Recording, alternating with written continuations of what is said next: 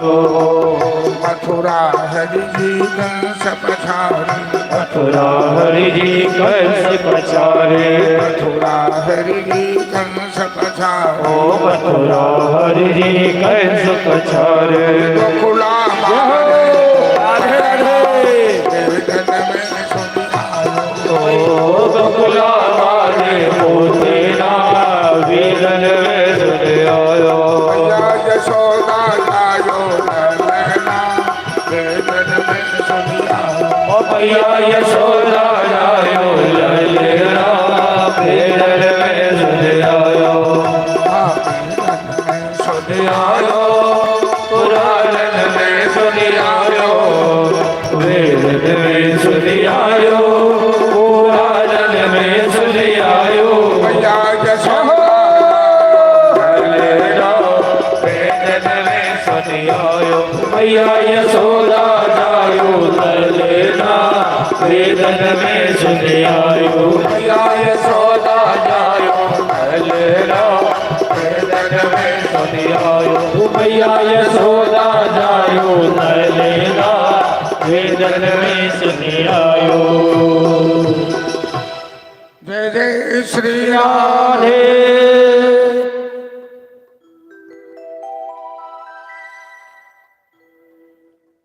नंद जी के महल में बड़ा ही उत्सव चल रहा है। भगवान के जन्म के अवसर पर दूर दूर से लोग खिलौना लेकर आते हैं, खिलौना बेचने आते हैं। मिथिला से भी लोग खिलौना लेके पहुंचे और मैया यशोदा के आंगन में सभी आवाज लगा रही है खिलौना वाली सब कि खिलौना लोड़ी खिलौना। इस तरह से खिलौना भी बेचने आते हैं। और बड़े बड़े घर में जब बच्चों का जन्म होता है, उत्सव होता है, तो लोग वहाँ सब मनोकामना लेकर आते हैं। नाई, धोबी, मालिन, डगरीन।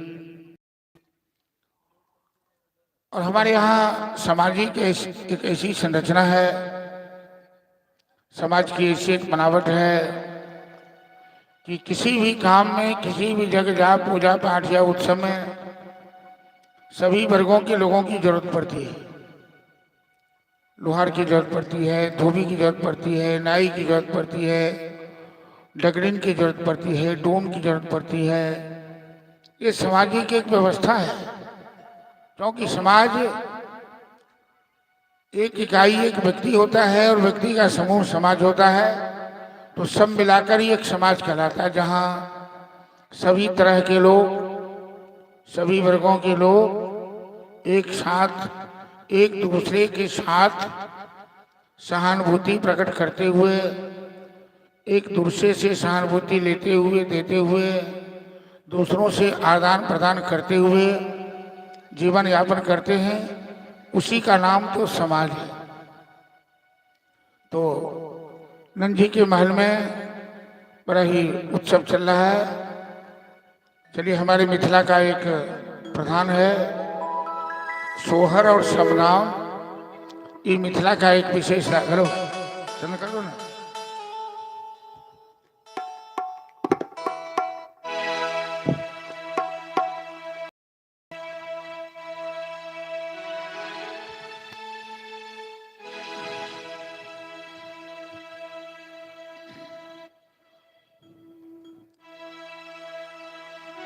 नंद महल में बाजे बधैया, कुमार कन्हैया खेलै रे। ललना जैसो दाके गोद खेले कन्हैया से घर, घर बधैया बाजै। ललना जैसो दाके गोद खेले कन्हैया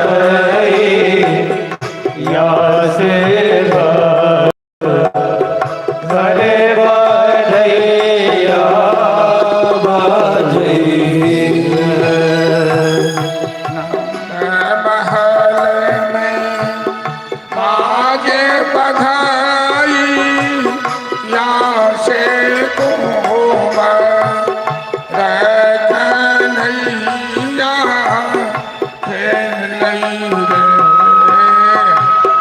नलनार यशोदा के गोर रे कन्हैया से घर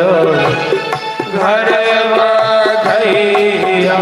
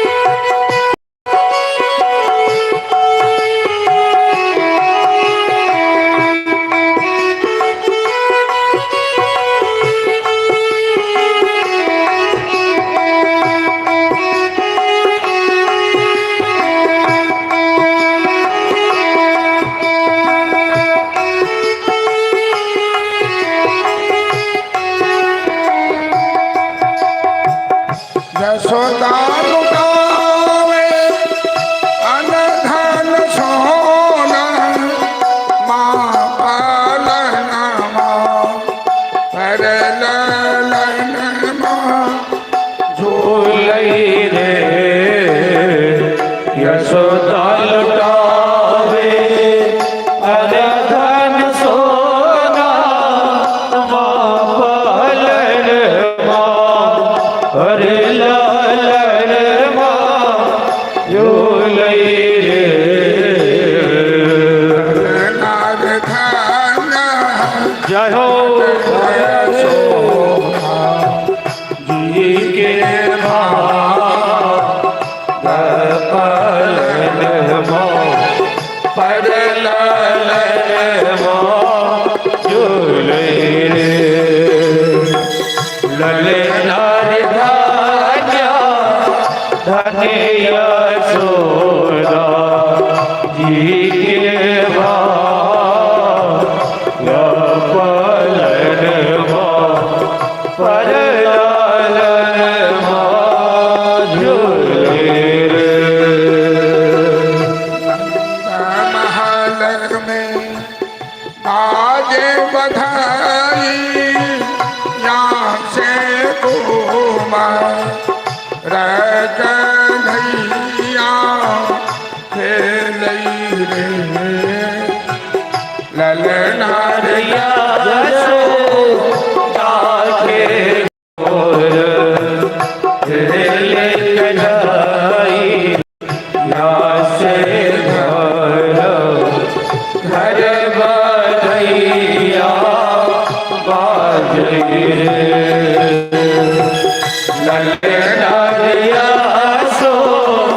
यशोदा के गोर खेले कन्हैया से घर घर वधैया बाजे जय जय श्री राम की जय। इस तरह से पूरे गोकुल में उत्सव चल रहा है।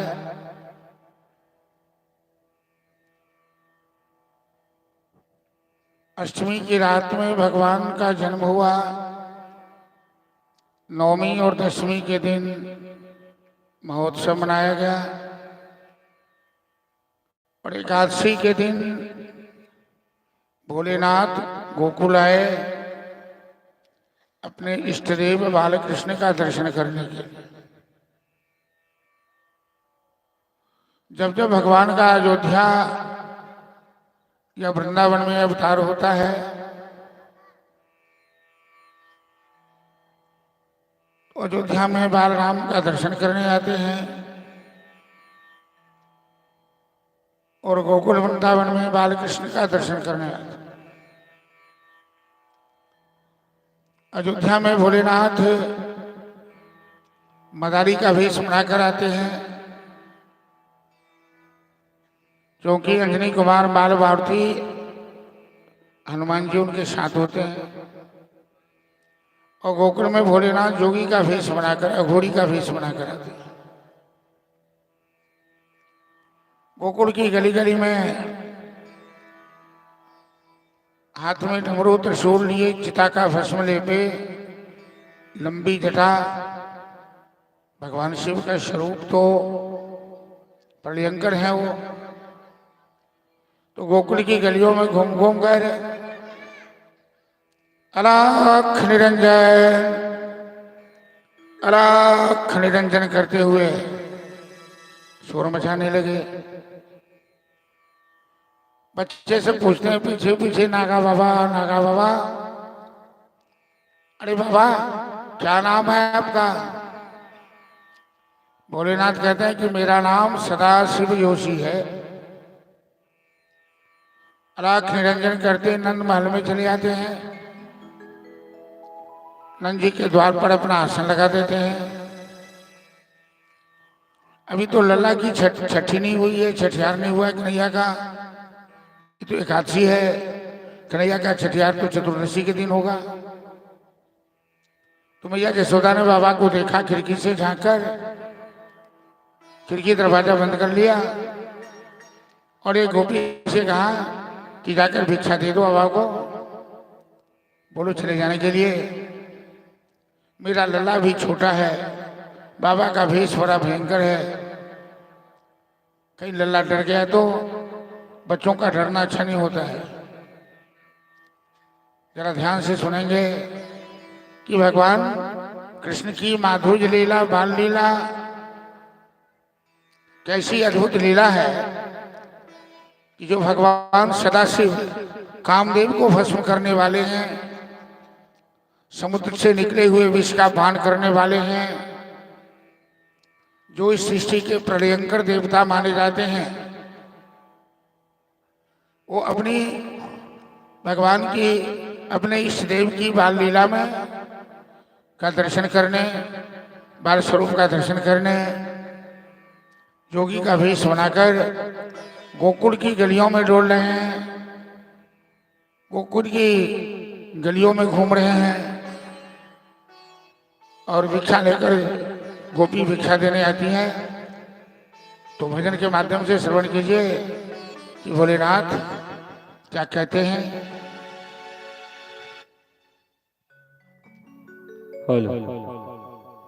देखो रे एक बाला जोगी द्वार तिहारे आया है, बाघंबर का ओढ़े दुसाला पल से लिपटाया है। देखो रे एक बाला जोगी द्वार तिहारे आया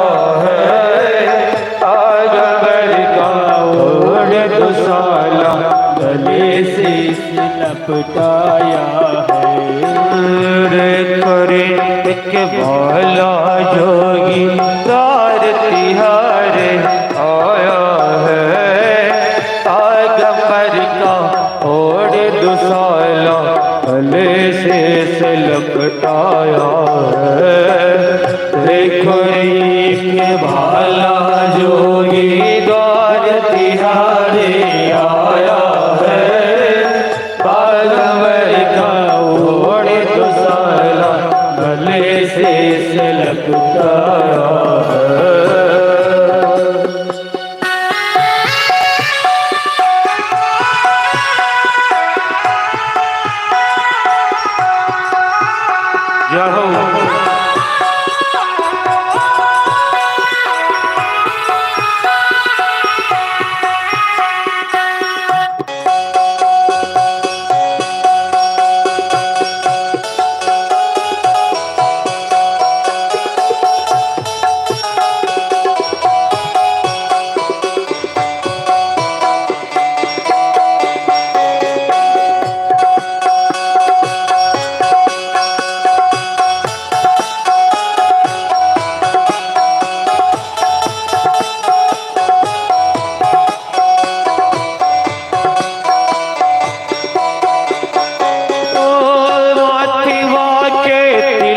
चंद्रमा योगी जटा बैठाया है।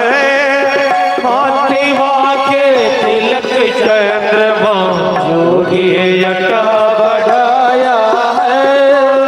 माथिवा के तिलक चंद्रमा योगी जटा बढ़ाया है। माथिवा के तिलक चंद्रमा योगी जटा जोगी अपने आश्रम को मेरो कराया है। पैगंबर का ओढ़ दुसाला भले से लपटाया है। देखो रे एक भाला जोगी द्वार तिहारे आया है। पैगंबर का ओढ़ दुसाला भले से लपटाया है। देखो रे भाला जोगी द्वार तिहारे आया है। पैगंबर का ओढ़ दुसाला भले से लपटाया है।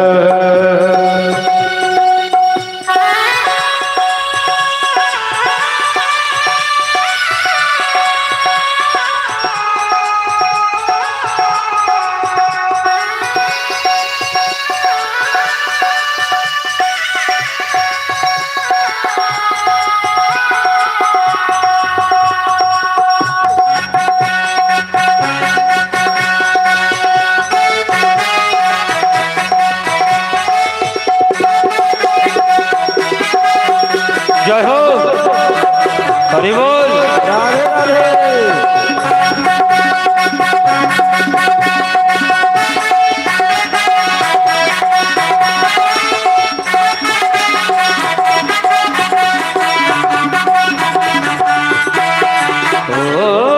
ले भिक्षान के लिए नंद रानी कतियन थाल सजाया है।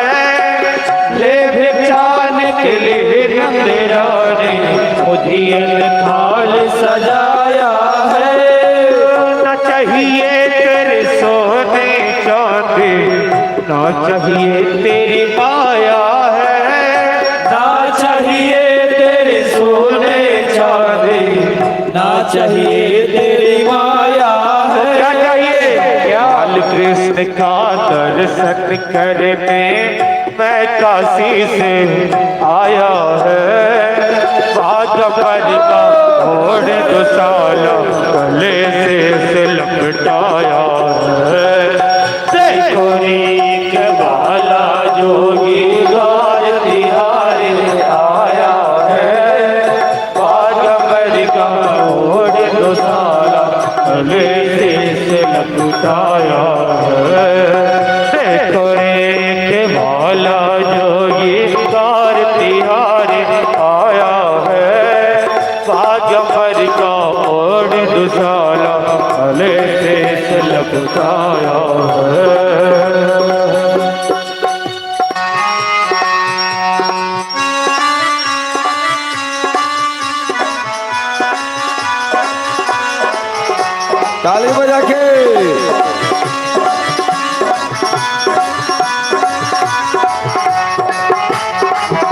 जय हो।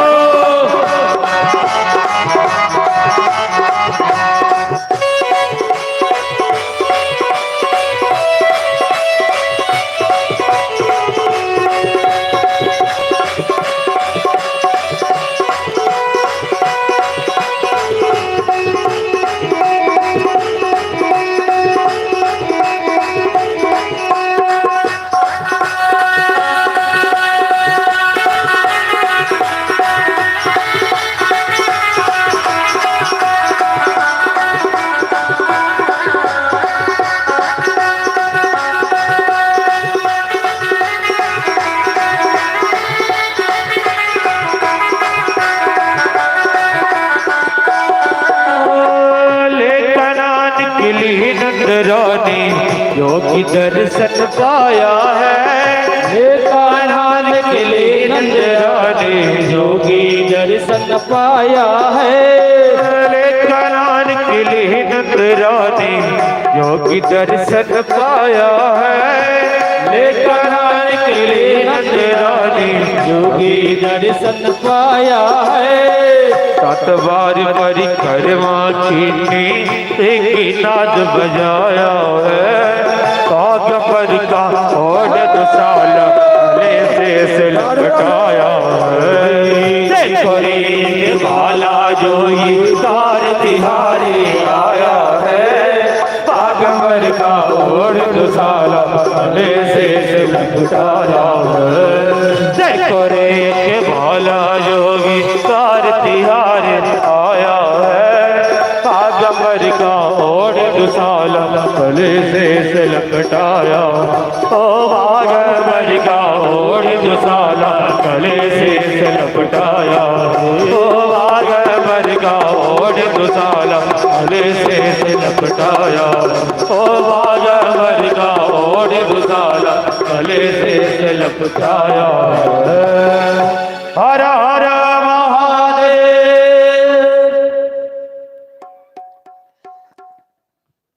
भोलेनाथ नंद बाबा के द्वार पर में आसन लगा दिए। भिक्षा लेकर गोपी भिक्षा देने आई। भोलेनाथ कहते हैं कि मैं भिक्षा लेने वाला साधु नहीं हूं। गोपी पूछती है तो क्या चाहिए बाबा?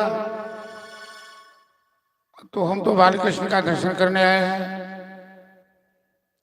हमें दर्शन करा दो, हम चले जाएंगे। गोपी कहती है बाबा अभी तो कन्हैया की छठी नहीं हुई है, और हमारे यहाँ ये नियम है कि जब तक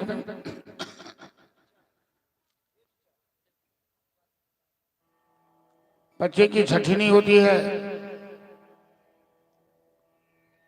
तब तक बच्चे को घर से बाहर नहीं किया जाता है। तो जाइए बाद में आइएगा, अभी बच्चे की छठी होने दीजिए। भोलेनाथ कहते हैं मैं तो इतनी दूर से आया हूं दर्शन करने, तो दर्शन करके ही जाऊंगा। अरे लल्ला डर जाएगा, आपके गले में सांप है, आपका भेष भयंकर है।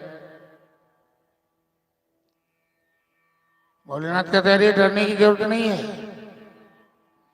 लेकिन मैं जिद्दी साधु हूं, मैं दर्शन करके ही जाऊंगा। गोपियों ने खिड़की दरवाजा सब बंद कर लिया। भोलेनाथ ने सोचा कि भगवान को तो भक्तगण अपने भाव में,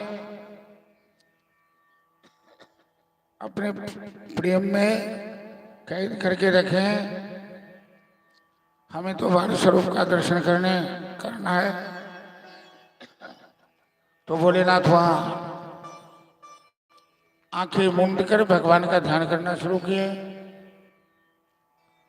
देह सदा परिभवगन्नमविष्टदोहम् तीर्थास्पदं शिवविरञ्चिनुतं शरण्यं भक्त्यार्तिहं प्रणतबाल भवाब्धिबोधम् वंदे महापुरुष ते शरणारविंद। और जब भोलेनाथ ने ध्यान लगाना शुरू किया, अपने इष्ट देव कन्हैया को स्मरण करना शुरू किया, तो कन्हैया भी अपने इष्ट देव महादेव से मिलने के लिए बड़े उतावले हो गए। क्योंकि राम और शिव में, कृष्ण और शिव में अन्योनाश्रय संबंध है। एक दूसरे को अपना इष्ट मानते हैं, एक दूसरे का ध्यान करते हैं, एक दूसरे की भक्ति करते हैं। भोलेनाथ कन्हैया की भक्ति करते हैं और कन्हैया भोलेनाथ की भक्ति करते हैं। भोलेनाथ की इच्छा है कि मैं कन्हैया का दर्शन करूं, तो ध्यान करना शुरू किया। तो कन्हैया ने सोचा कि हमें भी तो भोलेनाथ से मिलना है। तो कन्हैया ने भी नखरा करना शुरू किया, नाटक करना शुरू किया। और बालक नखरा क्या करेगा, दूध पीना छोड़ दिया, चिल्लाना शुरू कर दिया, रोने लगे। कन्हैया को बुखार भी आ गया। अब तो जैसे ही बच्चा रोने लगा, बच्चे को बुखार आ गया, तो सभी घबरा गई। यशोदा घबरा गई, गोपियां सब घबरा गई कि लल्ला क्या हो गया, लल्ला क्या हो गया। सबके मन में बड़ा हलचल मच गई, ये क्या हो गया। अभी अभी कन्हैया बिल्कुल ठीक था, क्या हो गया कन्हैया को। चुप हो जा लल्ला, चुप हो जा। अभी बुलाते हैं, बाबा जी को बुलाते हैं, माथा हाथ दे देंगे, ठीक हो जाओगे। वो लल्ला चुप हो। कोने रंग के वृंदारे वनमा, कोने रंग यमुना, कोने रंग के वृंदारे वनमा, कोने रंग यमुना, कोने रंग मोरा बाला कन्हैया, खेल रे अंगना कि आओ रमा। कोने रंग मोर बाला कन्हैया, खेल रे अंगना। आओ रमा, कोने रंग मोरा बाला कन्हैया, खेल रे अंगना। हो रमा, कोने रंग मोर बाला कन्हैया, खेल रे अंगना। कोने रंग के वृंदार बनवा, कोने रंग यमुना, कोने रंग के वृंदारे बनवा, कोने रंग यमुना। कोने रंग के वृंदार बनवा, कोने रंग यमुना, कोने रंग के वृंदारे बनवा, कोने रंग यमुना। कोने रंग यमुना, किया हो रमा, कोने रंग यमुना। कोने रंग राधे किया हो रमा, कोने रंग मोरा बाला कन्हैया, खेल रे अंगना। हो रमा, कोने रंग मोरा बाला कन्हैया, खेल रे अंगना। किया हो रमा, कोने रंग मोरा बाला कन्हैया, खेल रे अंगना।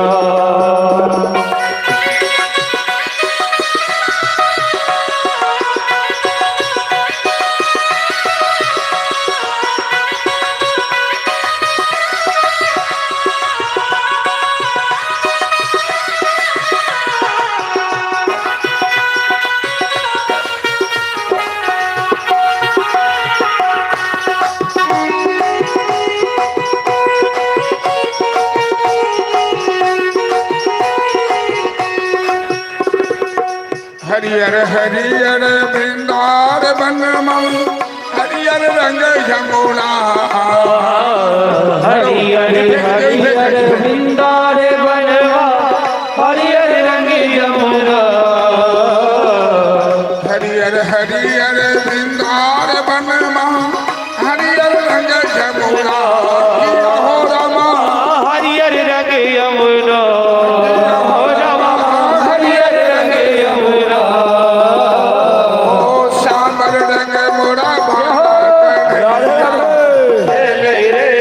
अंगना पिया हो रमा श्याम रंग मोरा बाला कन्हैया खेल रे अंगना हो रामा कौन रंग मोरा बाला कन्हैया खेल रे अंगना पिया हो रमा कौन रंग मोरा बाला कन्हैया खेल रे अंगना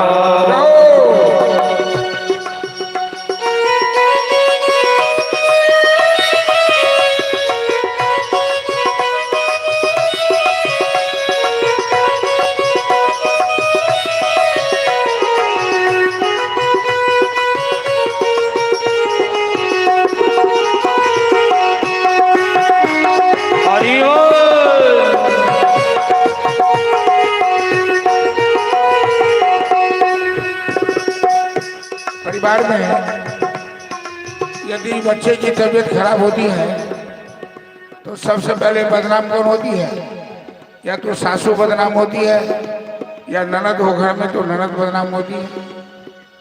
यहाँ पर सबकी शंका जा रही है वहीं पर। कौन जोगिनिया जोग सधल कई चल गई रे कनमा कौन जोगिनिया जोग सधल कई चल गई रे टोनमा कौन जोगिनिया जोग सधल कई चल गई रे टोनमा कौन जोगिनिया जोग सधल कई चल गई रे टोनमा हो रमा चल गई रे टोनमा किया हो रमा चल गई रे टोनमा जो थोड़ा कर दिया तो क्या हुआ? नुनुआ कन्हैया दूधो न पी गई रो गई रे अंगना किया हो रमा कन्हैया दूधो न पी गई रो गई रे अंगना हो रमा नुनुआ कन्हैया दूधो न पी गई रो गई रे अंगना किया हो रमा कन्हैया दूधो न पी गई रो गई रे अंगना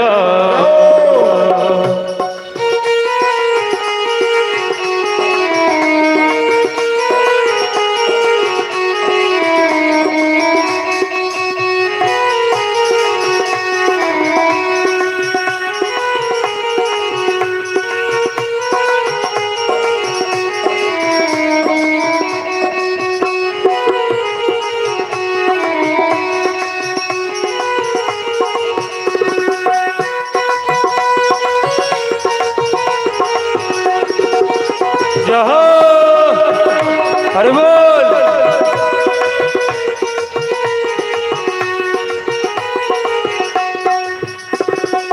सासु सतनिया जोग सधल कई नंदी सौतनियाना सासु सौतिनिया जोगे सधल कई नंदी सौतिनिया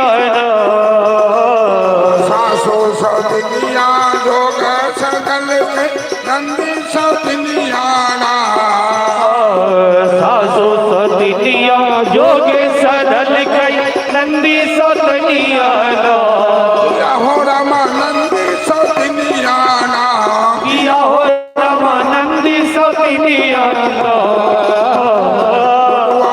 कन्हैया दूधो न पी गई रो गई रे जहो किया हो रमा ननुआ कन्हैया दूधो न पी गई रो गई रे अंगना नुनुआ कन्हैया दूधो पर पी गई रो गई रे अंगना किया हो रमा ननुआ कन्हैया दूधो न पी गई रो गई रे अंगना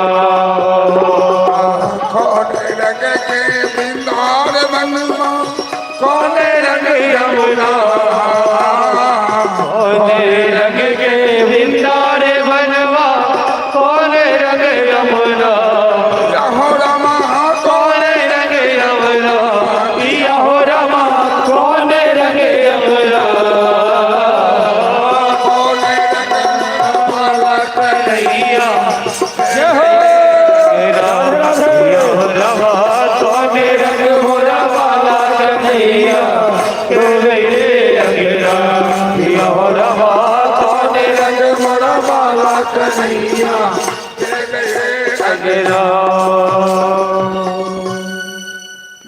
कृष्ण भगवान की जय।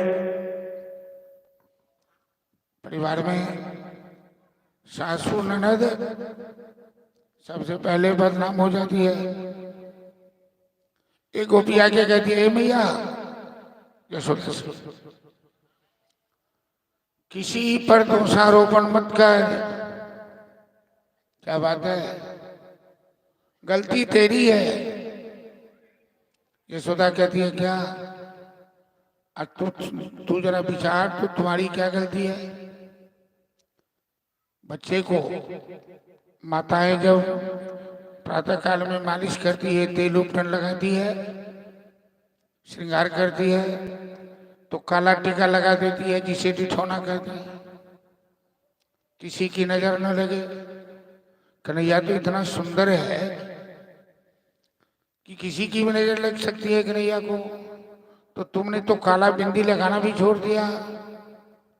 भूल गई नहीं दीन लाल के माथे बीच डिठौना। ये गोपी कहती, अरे यार ये वो बात नहीं है। तो क्या बात है? ये बाबा जो बैठे हैं ना बाहर, वो जटा वाले बाबा, वो आंख मूंद कर ध्यान कर रहा है, ढोर पटपटा रहा है। सारी करामात उसी बाबा की है। गोपी आकर पूछते, बाबा आपने लल्ला को कुछ किया? आपने कोई जादू टोना किया?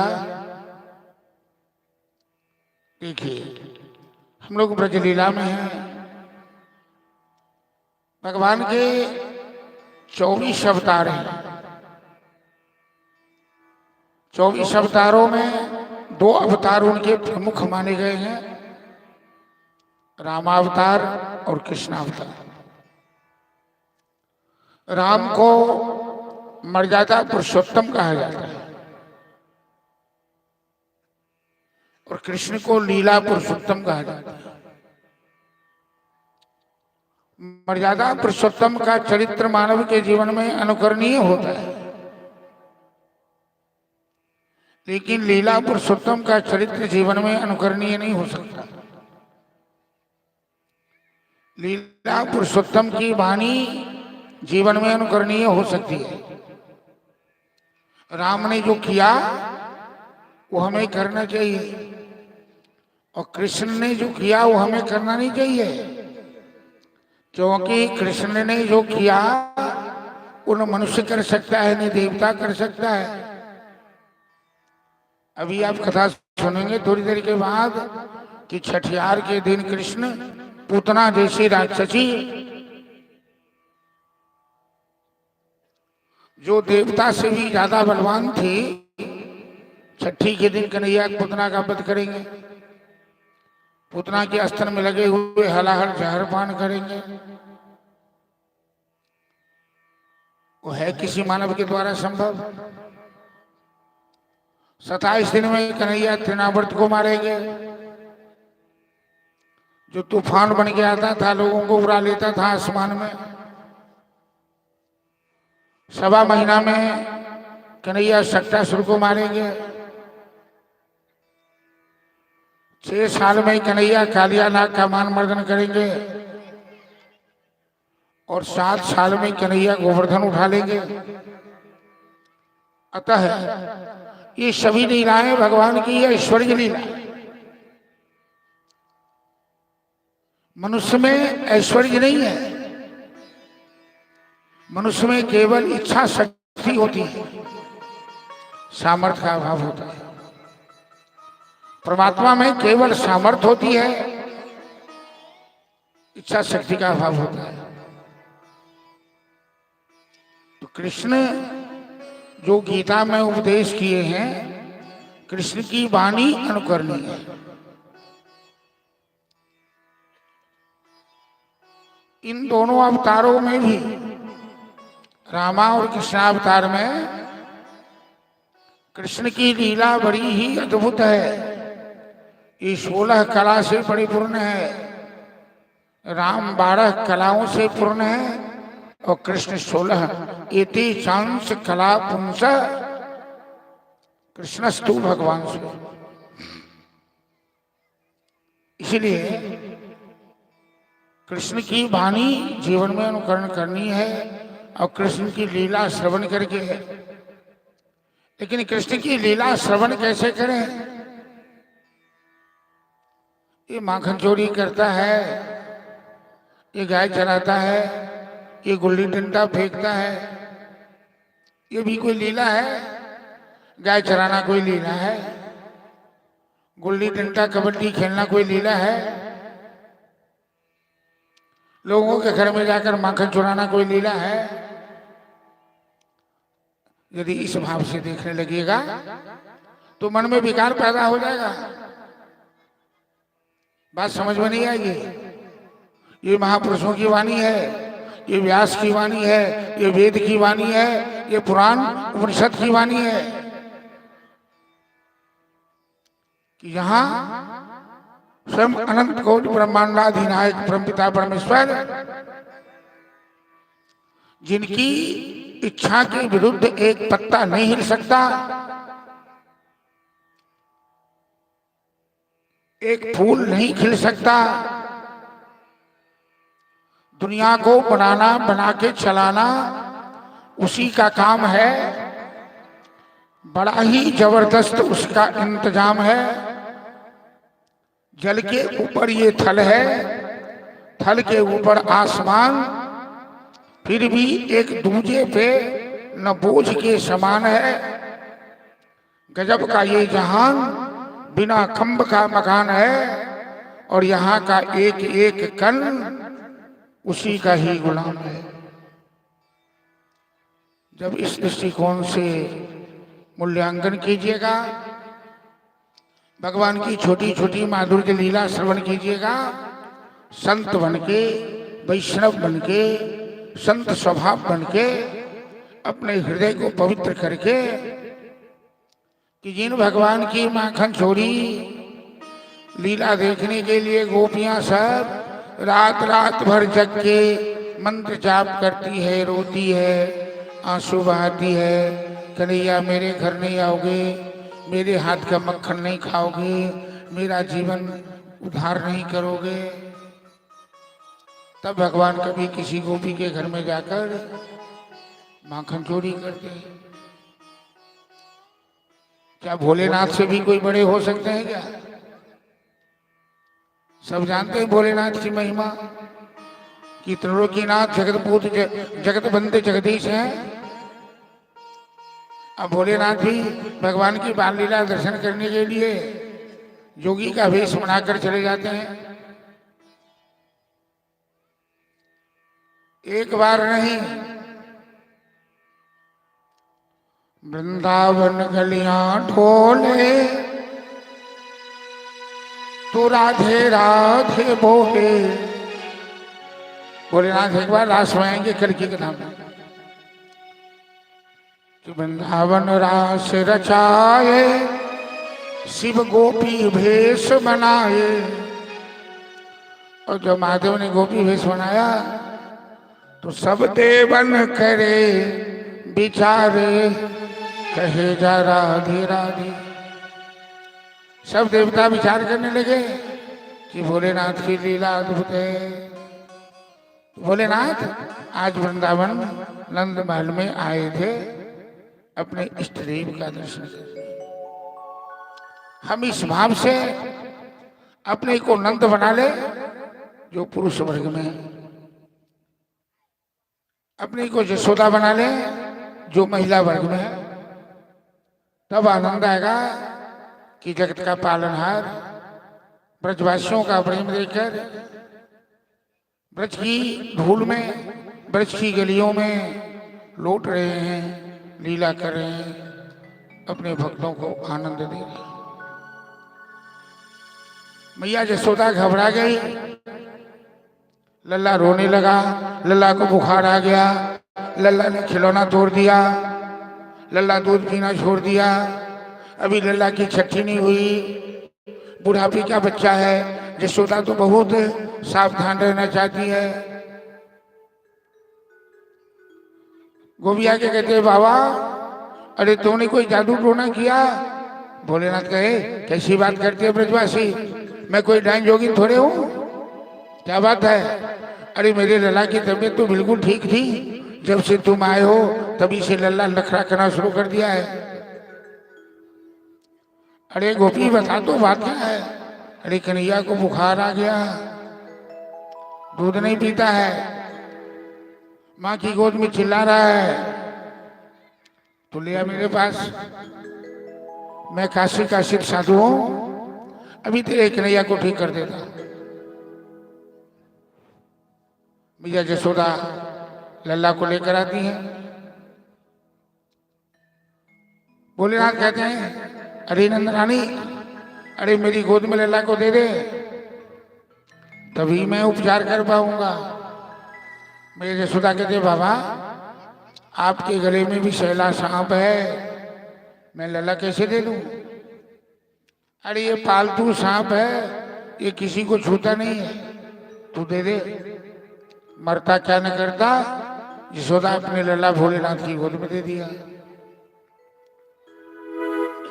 भोलेनाथ कहते हैं कि तुम लोग 2 मिनट के लिए अपनी अपनी आंखें बंद कर लो, जब तक मैं लल्ला का उपचार कर लेता।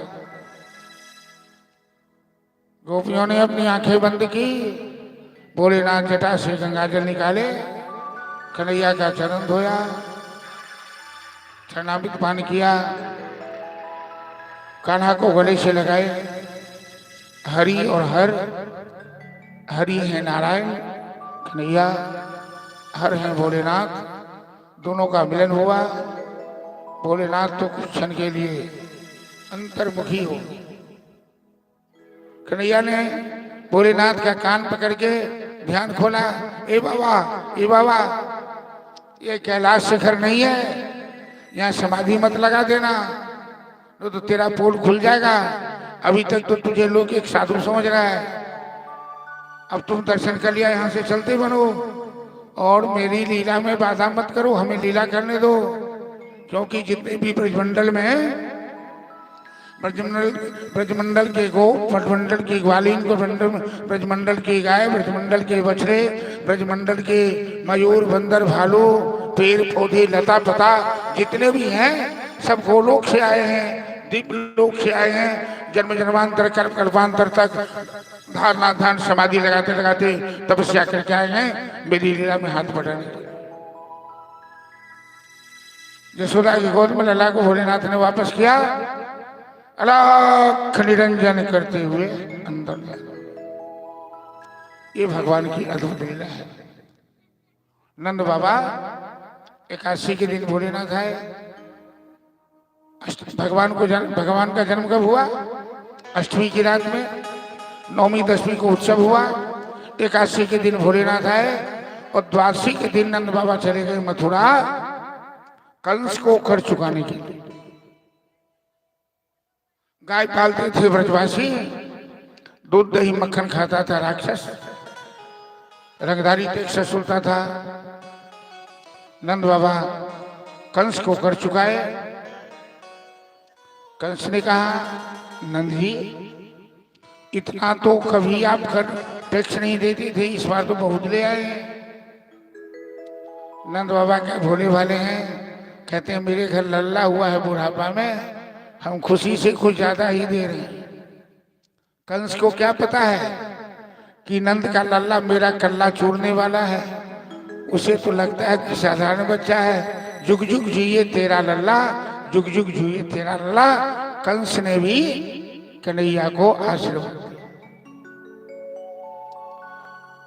वसुदेव जी नंद के मित्र हैं, जो कारागार में वर्षों से हैं। नंद जी साधु स्वभाव के हैं,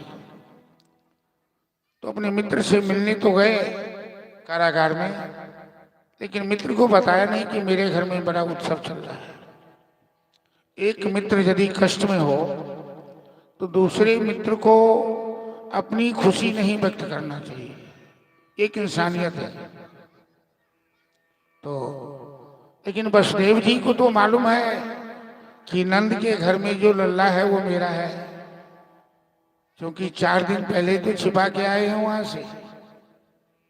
वसुदेव जी कहते हैं, नंद जी अरे आप यहाँ क्या करने आए हैं? आपसे मिलने आया हूं और कंस को कर भी देना था। अरे आप जल्दी लौट के जाइए गोकुल। नंद बाबा पूछते हैं क्यों? पता लगा है कि आपके घर बड़ा सुंदर लल्ला जन्म लिया है। हाँ हाँ लल्ला तो हुआ है, वो आप ही का लल्ला है। हाँ हाँ मन ही मन वसुदेव जी कहते हो मेरा तो है, लेकिन अभी आप उसको अपना लल्ला समझो। मैं तो हाँ हथकड़ी बेड़ी पहन के हूँ। आपके गोकुल में बड़ा उत्पात होने वाला है, शीघ्र लौट कर चले जाइए। नंद बाबा भी ये बात जानते हैं कि वसुदेव जी सत्यवादी चरित्रवान, वसुदेव जी का अनुमान कभी गलत नहीं होता है। तो नंद बाबा सीधे लौट के आए गोकुल। इधर गोकुल में पूतना नाम की राक्षसी है, बकासुर की बहन। जब विंध्यवासिनी भगवती ने कंस को सावधान किया तो कंस पूतना को बुलाकर आदेश दिया कि तुम ब्रजमंडल में जाकर 3 साल तक के बच्चे जो जन्म ले चुके हों, एक को भी जिंदा मत रहने दो, सबको मार डालो जहर पिलाकर। आदेश मानकर पूतना ब्रजमंडल में घूमकर अपने स्तन में जहर लगाती है और भोले भाले बच्चों को मार डालती है जहर पिलाकर। पूतना नंद महल में आ गई। पता लगा कि नंद जी के घर सुंदर बालक जन्म लिया है। मायावनी पूतना इतनी सुंदर बन गई अप्सरा के समान कि एक बार किसी ने पूतना से परिचय नहीं पूछा। भागवत की हर कथा में, हर प्रसंग में मानव के जीवन के लिए कुछ न कुछ संदेश छिपा हुआ है, प्रेरणा छिपी हुई है। नीति शास्त्र कहता है कि आपके घर यदि कोई अजनबी आदमी आता है अपरिचित, उसे आप अपने आंगन में प्रवेश मत कराइए। अज्ञात कुलशीलस्य वासुदेयेन कस्यचित्, अज्ञात कुलशील वाले आदमी को कभी अपने घर में प्रवेश मत कराइए। और किसी आदमी पर जो बहुत बड़ा घटा टोप भयंकर पोशाक पहना हो, ठग सबको देखिएगा कि कीमती कीमती कपड़ा कर्जा लेकर भी पहन लेता है लोगों को ठगने के लिए, और वेशभूषा देकर बहुत आदमी ठगा जाता है। पूतना मायावनी सुंदर बन के आई है कि ताकि हमारे ऊपर कोई संदेह न करे। भोली भाली ब्रजवासी सबने पूतना से एक बार परिचय नहीं पूछा, सीधे चली गई घर में जहां लल्ला सो रहा था पलना पर। लल्ला को पता लगा कि राक्षसी पूतना हमें मारने आ गई है, तो लल्ला ने जानबूझ के अपनी आंखें बंद कर ताकि पूतना ये समझ ले कि मैं सो रहा हूं। जब तक मैं जगा रहूंगा पूतना मेरे सामने नहीं आ सकती है। आंख बंद कर लिया भगवान ने। पूतना आसानी से बच्चा को उठा लिया, अपने आंचल में छिपा लिया, घर से बाहर निकली, सीधे आसमान में चली।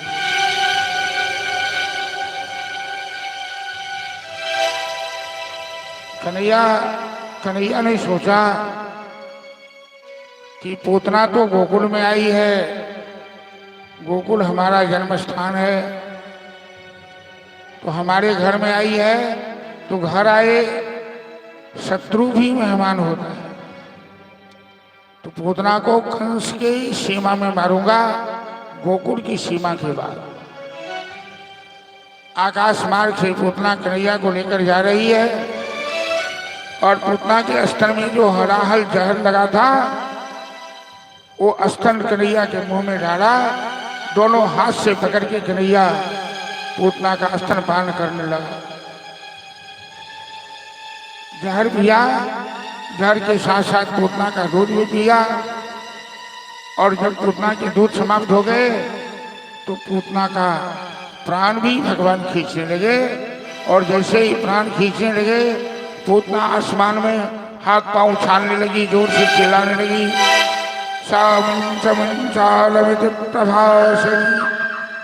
निसविद्यमानाखिल जीवमर्मणि विवृत नेत्रे कर्णौ भुजौ मुहु प्रसन्न गात्रा क्षिपतिरुरोध।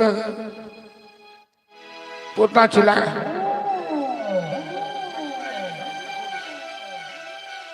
पूतना अरे छोड़ छोड़ नादान, छोड़ छोड़, तू क्या मेरा प्राण खींच लेगा? पूतना चिल्ला रही है, पसीना से लथपथ हो गई। कन्हैया कहता है, अरे पूतना तू क्यों चिल्ला रही है? मैं तो जिसे एक बार पकड़ता हूं उसे वैकुंठ भेजकर ही छोड़ता हूं।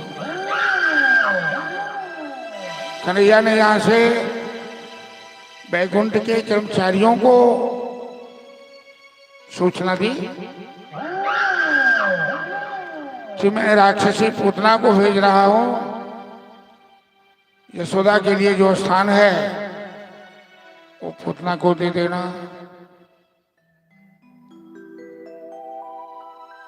भगवान ने इस तरह छठी के दिन पूतना का उद्धार किया और नंद बाबा लौट कर आए मथुरा से।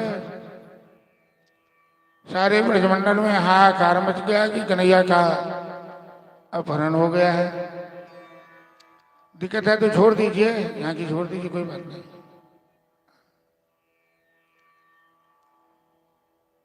अब ब्रजवासी पूतना को श्मशान ले जाकर उसकी चिता जलाई, उसका अंतिम संस्कार किया। 27वें दिन, ये तो छठियार दिन की बात है, 27वें दिन यशोदा अपने लल्ला को श्रृंगार करके अपनी गोद में लेकर अपने आंगन में बैठकर दूध पिला रही थी। और जब पूतना मारी गई तो कंस ने तृणावर्त नाम के राक्षस को भेजा। आंधी तूफान बन के तृणावर्त आया गोकुल में। कन्हैया को आहट मिल गई, कन्हैया समझ गए, तो तृणावर्त को मारने के लिए कन्हैया ने अपना भार बढ़ा दिया, अपना वजन बढ़ा दिया। और यशोदा को इतना भार लगा, अचानक है कन्हैया इतना भारी कैसे हो गया, मैया यशोदा सोच नहीं पाई। वो तो भोली भाली है। यशोदा को लगा कि शायद लला ने दूध ज्यादा तो नहीं पी लिया, हो सकता है कि लला ने ज्यादा दूध पी लिया लो, इसलिए उसका भार बढ़ गया हो। तो वो निधाय तम गोपी, कन्हैया को गोपी ने पृथ्वी पे जमीन पे रख दिया। भूमौ निधाय गोपीम अति भारेण पीड़ित, अत्यंत भार से पीड़ित होकर लल्ला को नीचे रखी। और तृणावर्त ने आंधी तूफान के रूप में कन्हैया को उड़ा कर ले लिया आसमान में।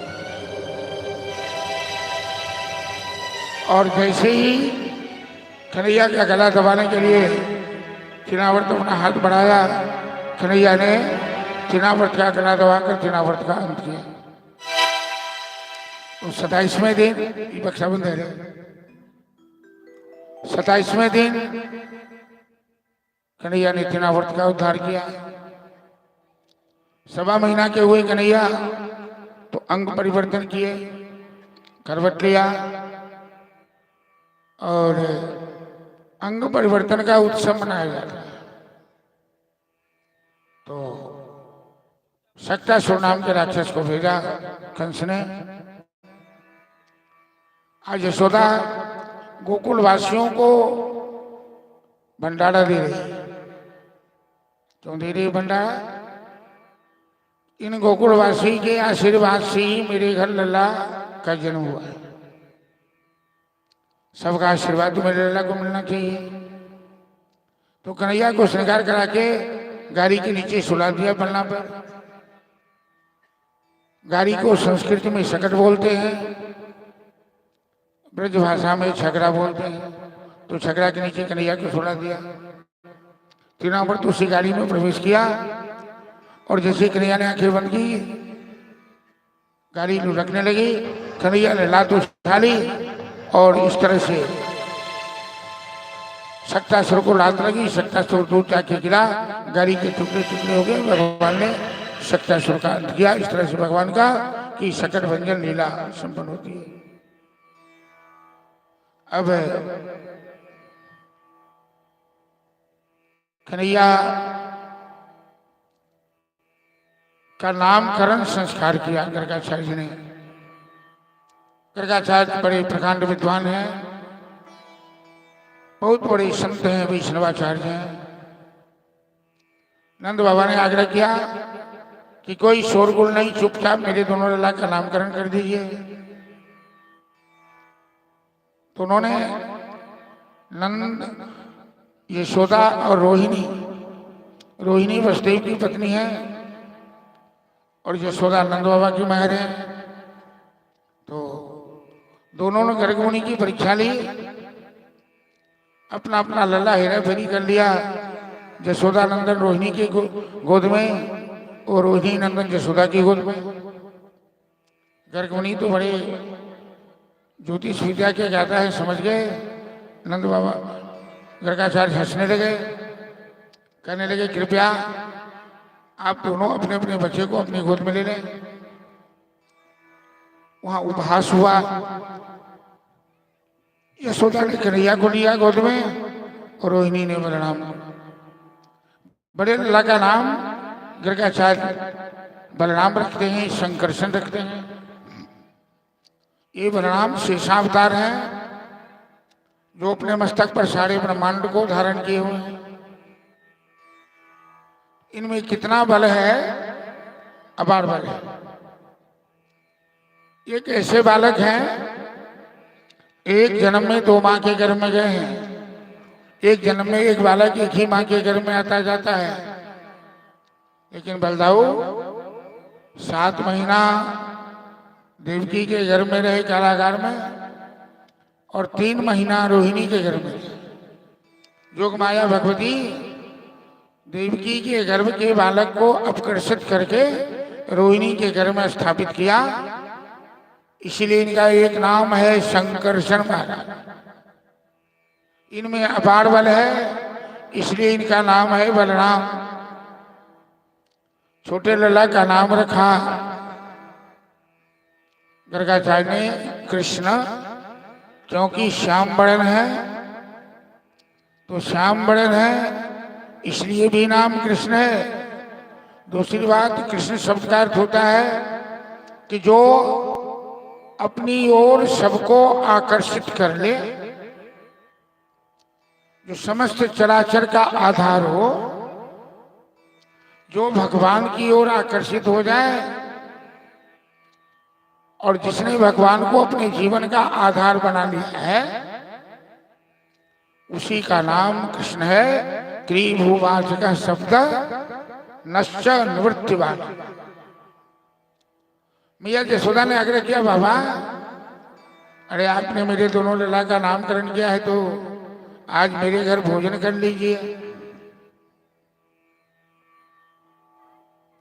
गर्गाचार्य कहते हैं मैं तो अपने हाथ से बनाकर ही प्रसाद पाता हूं। यशोदा कहती है तो अपने हाथ से बना लीजिए, लेकिन मेरे घर में बनाइए, मैं इंतजाम कर देती हूँ। तो जमुना स्नान कर गर्गाचार्य आए, यशोदा ने इंतजाम किया है और खीर प्रसाद बनाए।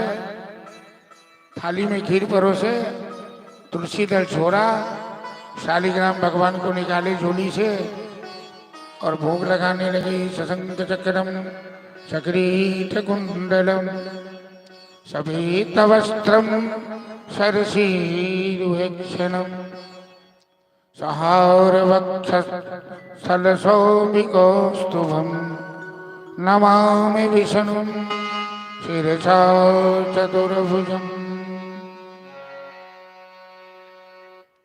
भगवान थाली में से खीर खाना शुरू कर दिया। गर्गाचार्य आंखें मूंद कर मंत्र पढ़ते जा रहे हैं। शास्त्र में ऐसा नियम है भक्तों कि बिना भगवान को समर्पित किए, बिना भगवान को भोग लगाए लोगों को खाना नहीं चाहिए।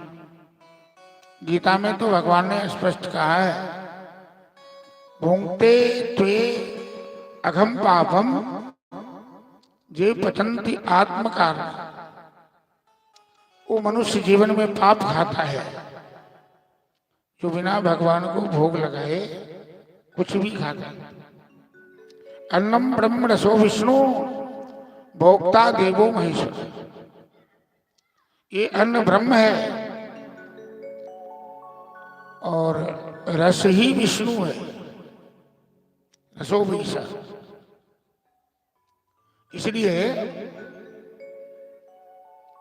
मांस मछली खाने वाले, मांस खाने वाले भगवान को याद कैसे कर सकते हैं? कैसे भगवान को भोग लगा सकते हैं? और बिना भोग लगाए यदि पाएंगे तो पाप ही खाएंगे, और पाप खाएंगे जीवन में तो कष्ट तो होना ही है ना। इसलिए जो अखाद्य भोजन है, जो तामसी भोजन है, लोगों को उससे बचने का प्रयास करना चाहिए। अपने जीवन को सुरक्षित रखने के लिए और भविष्य में यमराज के हाथ की पिटाई नहीं खाने की।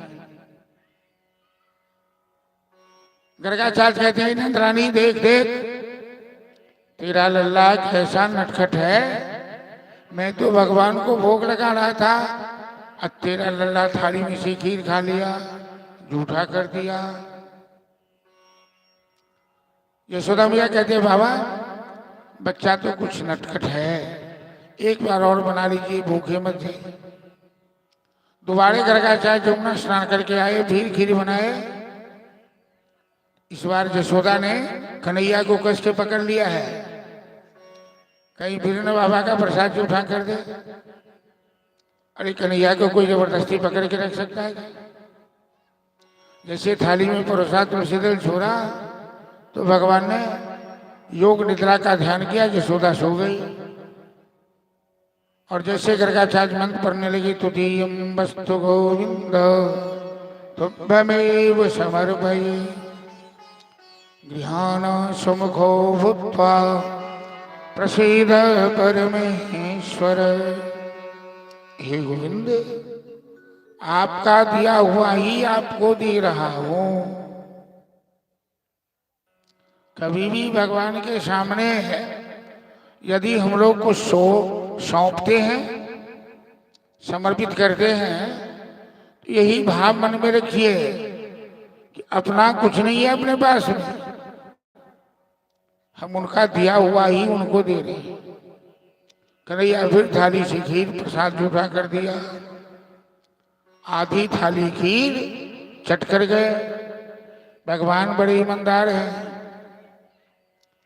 आधा खाते हैं, आधा अपने भक्तों के लिए छोड़ देते हैं। और जब थाली में परोसिए तो भगवान का ध्यान कीजिए, कन्हैया कभी मेरे आंगन में आओगे क्या? कभी मेरे हाथ से बना हुआ प्रसाद ग्रहण करोगे क्या? क्या कभी मेरी गोद में खेलोगे?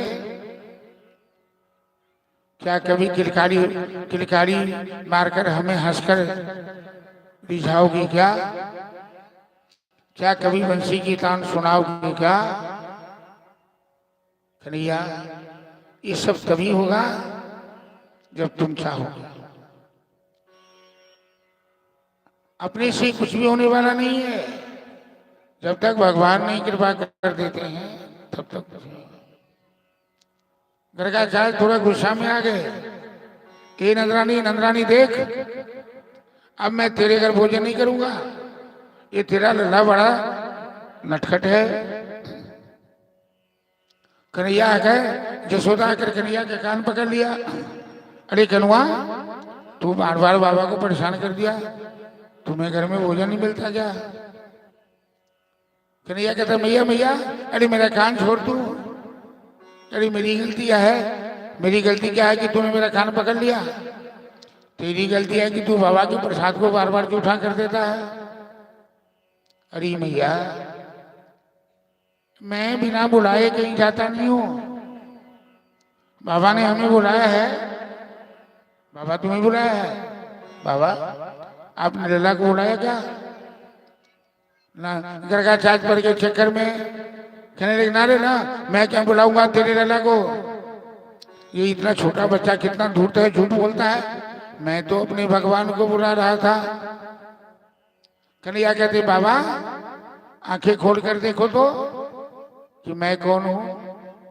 मैं ही तेरा ठाकुर हूं, मैं ही तेरा ठाकुर हूं।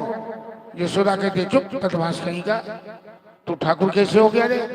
तू तो मेरा कनुआ है, तू मेरा नुनुआ है, तू मेरा लल्ला है। ठाकुर जी के भगवान के 4 हाथ होते हैं, तेरे 2 ही हाथ हैं। अरे मैया, यदि तेरी मर्जी हो तो मैं 4 हाथ वाला बन जाऊं, अभी दिखा दूं तुमको। यशोदा की बुद्धि चकरा गई। कहीं लल्ला 4 हाथ वाला बन गया तो लोग कहेंगे यशोदा का बेटा भूत है कि प्रेत है। न रे न, रहने दे, मेरा 2 हाथ वाला लल्ला ही ठीक है। गर्गाचार्य के ऊपर जो अज्ञान का पर्दा पड़ा हुआ था वो हट गया। क्योंकि अभी अभी 1 घंटा पहले गर्गाचार्य ने ही नामकरण किया कि नंदरानी यशोदा, तेरा लल्ला जगत का पालनहार है। तूने कौन सी तपस्या की है, तुमने कौन सा पुण्य किया है कि 3 लोक 14 भुवनपति सो तेरे अधीन, आज तेरे अधीन है नंदरानी। अभी अभी भूल गए। तो गर्गाचार्य कहते हैं यशोदा को, नंदरानी नंदरानी रहने दे, लल्ला को मत कुछ कर, मेरे भगवान ने प्रसाद पा लिया। कन्हैया कहते बाबा तेरे भगवान ने पा लिया तो तुम भी तो पालो, तुम क्यों मुंह लटका के बैठे हो? गर्गाचार्य कहते हैं मैं नहीं पाऊंगा। क्यों नहीं पाओगे? तो जब तुम अपने हाथ से हमें खिलाओगे तब हम खाएंगे। आज भक्त भगवान के सामने अकर गए। कन्हैया है, गर्गाचार्य की गोद में बैठ गए, थाली से खील लिया, उनके मुंह में डाला। गर्गाचार्य ने भगवान के हाथ से प्रसाद पाया। आंख मूंद कर उनकी समाधि लगी, आंख से आंसू पर गिरने लगे। गर्गाचार्य कहने लगे नंदरानी यशोदा तो कितनी भाग्यशाली है, तेरा लल्ला तो बड़ा अद्भुत है।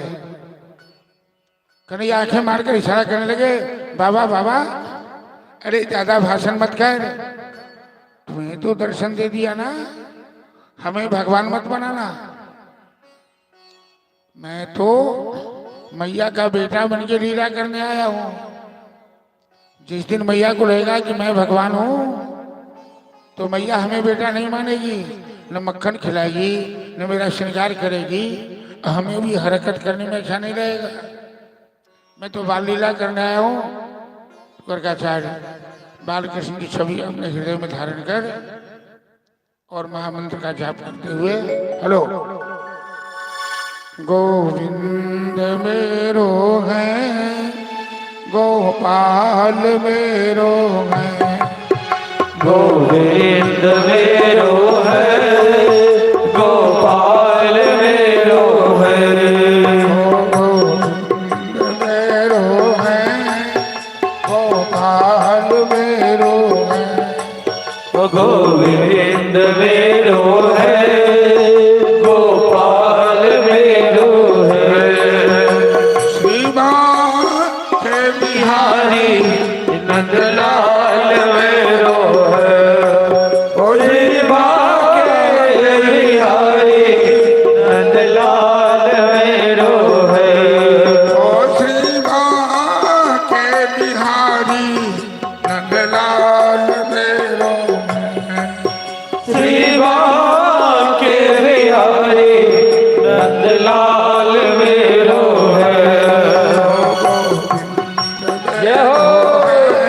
राधे राधे गोपाल मेरो है, गोविंद मेरो है, गोपाल मेरो है, गोविंद मेरो है, गोपाल मेरो है, गोविंद मेरो है, गोपाल मेरो है। श्री बांके बिहारी नंदलाल मेरो है, सेवा के बिहारी नंदलाल मेरो है। ओ गोपाल मेरो है, गोविंद मेरो है, गोपाल मेरो है, गोविंद मेरो है, गोपाल मेरो है, गोविंद मेरो है, गोपाल मेरो है। जय जय श्री राधे। 2 मिनट के लिए भी, 2 4 5 मिनटों के लिए भी यदि हम लोगों के मन में ये भाव आ जाता है, इसको दिव्य भाव कहते हैं। कौन सा भाव? कि गोविंद मेरो है, गोपाल मेरो है। गोविंद मेरा है, कन्हैया मेरा है, बांके बिहारी नंदलाल मेरा है, यशोदा का लल्ला मेरा है। कभी अपने दिल में ऐसी बात आती है क्या? कभी ऐसा भाव आता है क्या? बेटा मेरा है, ये बेटी मेरी है, दुनिया के महल अटारी मेरी है, प्रेम गली अति साकरी, तामे दोई न समाय। एक म्यान में 2 तलवारें नहीं आती, एक दिल में 2 प्रेमी नहीं समाते। हम लोगों के दिल में तो माया भरी हुई है, कन्हैया के लिए जगह खाली ही नहीं है, तो कन्हैया कहाँ आएंगे? जैसे कुर्सी लगी हुई है, लोग बैठे हुए हैं, और बाकी आदमी आएंगे, यदि कुर्सी नहीं है तो या तो जाएंगे या तो कहीं नीचे में बैठेंगे, सीट खाली नहीं है। सीट खाली होगी तब ना। यहाँ दिल तो भरा हुआ है माया से, कचरा से, संसार से। सत्संग वही साबुन है, वही पानी है, शुद्धिकरण की व्यवस्था है सत्संग। आपके अंदर जो कूड़े करकट कचरे भरे हैं, गोंगा सितुआ ये सब, उस सत्संग रूपी साबुन से दूर होते हैं। और जब ये साफ हो जाता है तो कन्हैया उस आसन पर आकर बैठता है। कन्हैया जिस दिन आपके दिल रूपी आसन पर अपना साम्राज्य बना लिया तो आपका बेड़ा पार हो गया। ये भागवत कथा जग भी सफल हो गई। एक गोपी दही बेचने आई नंद महल के आसपास उसी गलियों में। कन्हैया 3 साल का हो गया। आज कन्हैया आंगन से बाहर सड़क पे खड़ा है, में कपड़ा पहना है, दिगंबर वेश में, श्याम बड़न तमाल ऐसे हाथ रखा हुआ है। गोपी जो दही बेच रही थी, आज भी ब्रजमंडल में 84 कोष का ब्रजमंडल है, जहां ग्वालिन सब एक एक नहीं 3-3 मटके रखती है सर पे। एक पे 2, 2 पे तीसरा, तीसरा। और ऐसा अभ्यास है कि मटका हाथ से पकड़ती नहीं और आराम से 2-4 ग्वालिन दूध दही बेच रही है, घूम घूम कर आवाज लगा रही है, बातें कर रही है। उनका मटका हिलता डोलता नहीं। वो गोपी दही बेचने आई आवाज लगा रही है, दही लोड़ी दही, दही लोड़ी दही। सामने से कन्हैया दिखाई पड़ गया चौराहे पे खड़ा, और जैसे कन्हैया की नजर पड़ी गोपी की, ग्वालियर की, तो भूल गई कि मैं कौन हूं, मैं क्या बेच रही हूं। कहने लगी, कन्हैया लोड़ी कन्हैया, माधव लोड़ी माधव। कहाँ गया दही बेचना? कन्हैया को बेचने लगी। कन्हैया सामने आके खड़ा हो गया, एक ग्वालिन, अरे तू दही बेचने आई है कि हमें बेचने आई है? मैं कोई बिकने का सामान हूं क्या? गोपी कहती है, कन्हैया तुम्हारी श्यामली सूरत जब से देखा है मन मेरा दीवाना हो गया है। श्यामली सूरत पे मोहन, दिल दीवाना हो गया। गोपी कन्हैया के सामने खड़ी है और भजन के माध्यम से हम लोग प्रेम से ताली बजाकर भगवान के भजन में तालियां भी बजाई। पवन जी मेडिकल विभाग से, डॉक्टर विभाग से आपके गांव में इलाज करते हैं, बार बार आपको कहते हैं कि ताली, कीर्तन में ताली बजाने से हार्ट का प्रॉब्लम बहुत सारा दूर होता है। हमारा शास्त्र कहता है कि भगवान के नाम में, लीला में, गुण में, धाम में केवल मुंह का, शरीर में भगवान ने 5 का ज्ञान इंद्री और 5 कर्म इंद्री दिया है। तो जब तक 10 इंद्री, एक दोहा है कि राम नाम सब कोई कहे, दशरथ कहे न कोई। एक बार दशरथ कहे तो कोटि जन्म फल हो। मतलब क्या हुआ कि राम नाम का जाप तो सब करते हैं, दशरथ जी का जाप नहीं करते। राम के बाप का नाम, राम जी के बाप का नाम लेना है दशरथ? नहीं नहीं, दशरथ मतलब 10 इंद्रियां, 5 का ज्ञानेन्द्री और 5 कर्मेंद्री। तो 2 इंद्रियां राम नाम उच्चारण में जिस दिन लगी, एक बार भी राम करने से बेड़ा पार हो जाता है। इसलिए जब कीर्तन हो ताली बजे, तो ताली भी, हाथ भी तो इंद्रिया है, आंख भी इंद्रिय है, कान भी इंद्रिय है, जीवा भी इंद्रिय है, और मुंह भी इंद्रिय है, शरीर भी इंद्रिय। भगवान के नाम उच्चारण में, भगवान की कथा सुनने में तालियां बजे, आंख से आंसू आ जाए, कान तृप्त हो जाए, जीवा से उच्चारण हो जाए और शरीर रोमांचित हो जाए। चलिए, श्यामली सूरत में मोहन, दिल दीवाना हो गया। बोले बांके बिहारी लाल की जय। सांवरी सूरत पे मोहन, दिल दीवाना हो गया। सांवरी सूरत पे मोहन, दिल दीवाना हो गया।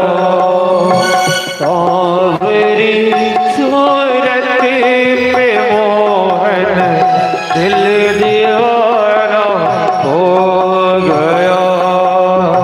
सांवरी सूरत पे मोहन, दीवाना हो गया। दिल दीवाना हो गया, दिल दीवाना हो गया। दिल दीवाना हो गया मेरा, दिल दीवाना हो गया। सांवरी सूरत पे मोहन, सांवरी सूरत पे मोहन, दिल दीवाना हो गया। सांवरी सूरत पे मोहन दिल दीवाना हो गया।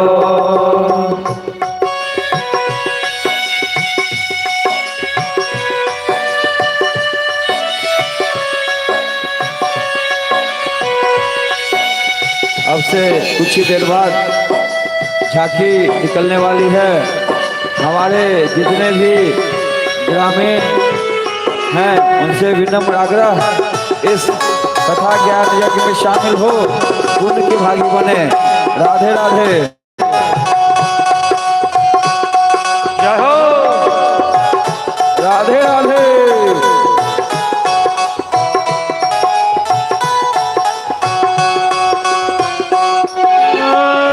एक तो तेरे नैन तिरछे, दूसरा काजल लगा।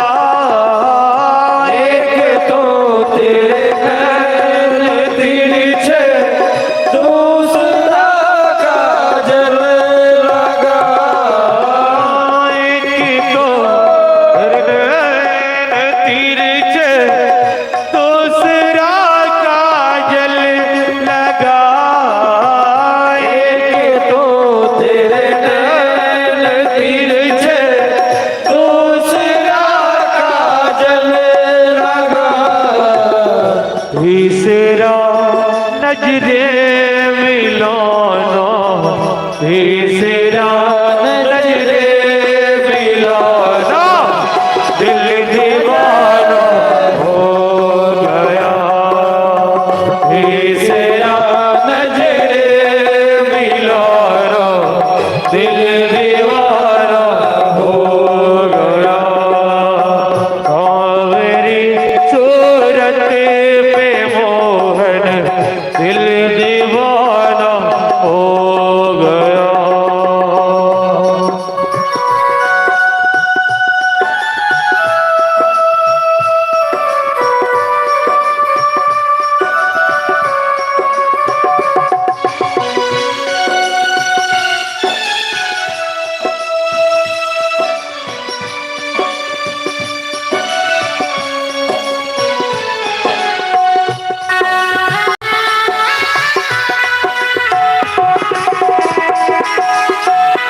जय हो।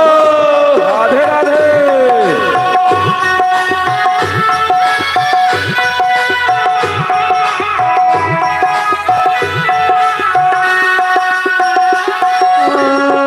एक तो तेरे होठ पतले, दूसरा लाली लगी। एक तो तेरे होठ पतले, दूसरा लाली लगे। एक तो तेरे होठ पतले, दूसरा लाली लगी। एक तो तेरे होठ पतले, दूसरा लाली लगी। तीसरा तीसरा तेरा मुस्कुराना, दिल दीवाना हो गया।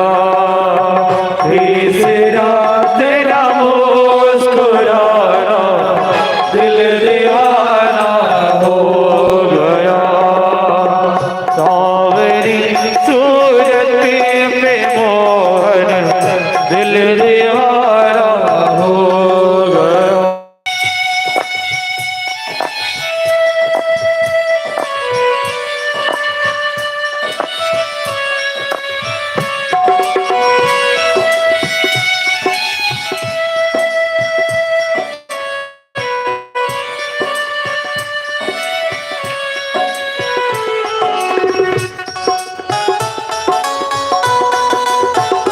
जय हो।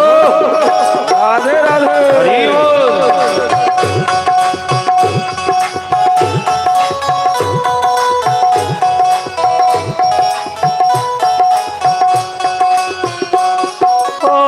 एक तो तेरे हाथ कोमल,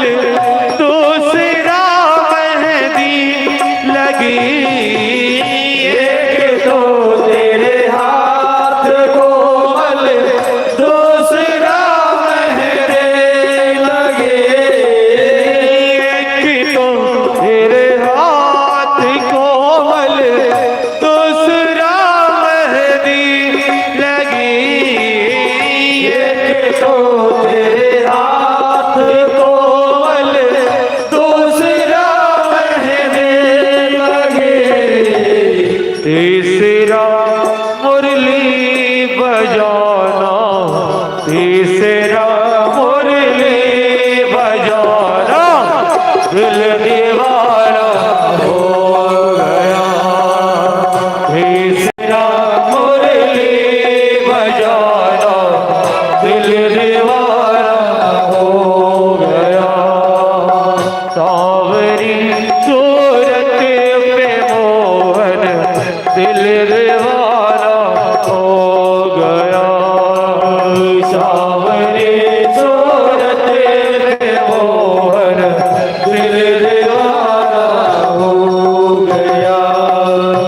दिल दीवाना हो गया मेरा, दिल दीवाना हो गया। दिल दीवाना हो गया मेरा, दिल दीवाना हो गया। सावरी सूरत पे मोहन दिल दीवाना हो गया। सावरी सूरत पे मोहन दिल दीवाना हो गया। सावरी सूरत पे मोहन दिल दीवाना हो गया। सावरी सूरत पे मोहन दिल दीवाना हो गया। जय जय श्री राधे। और इस भजन पर खुश होके पार्वती देवी वार्ड मेंबर पति रामप्रीत यादव के तरफ से 100 रुपये का पुरस्कार।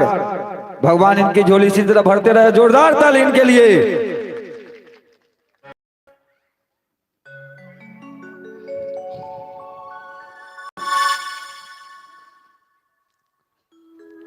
जो गोपी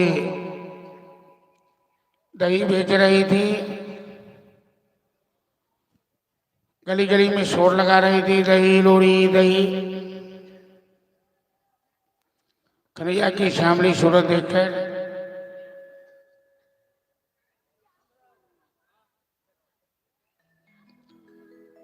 कन्हैया लोरी कन्हैया, माधव लोरी माधव,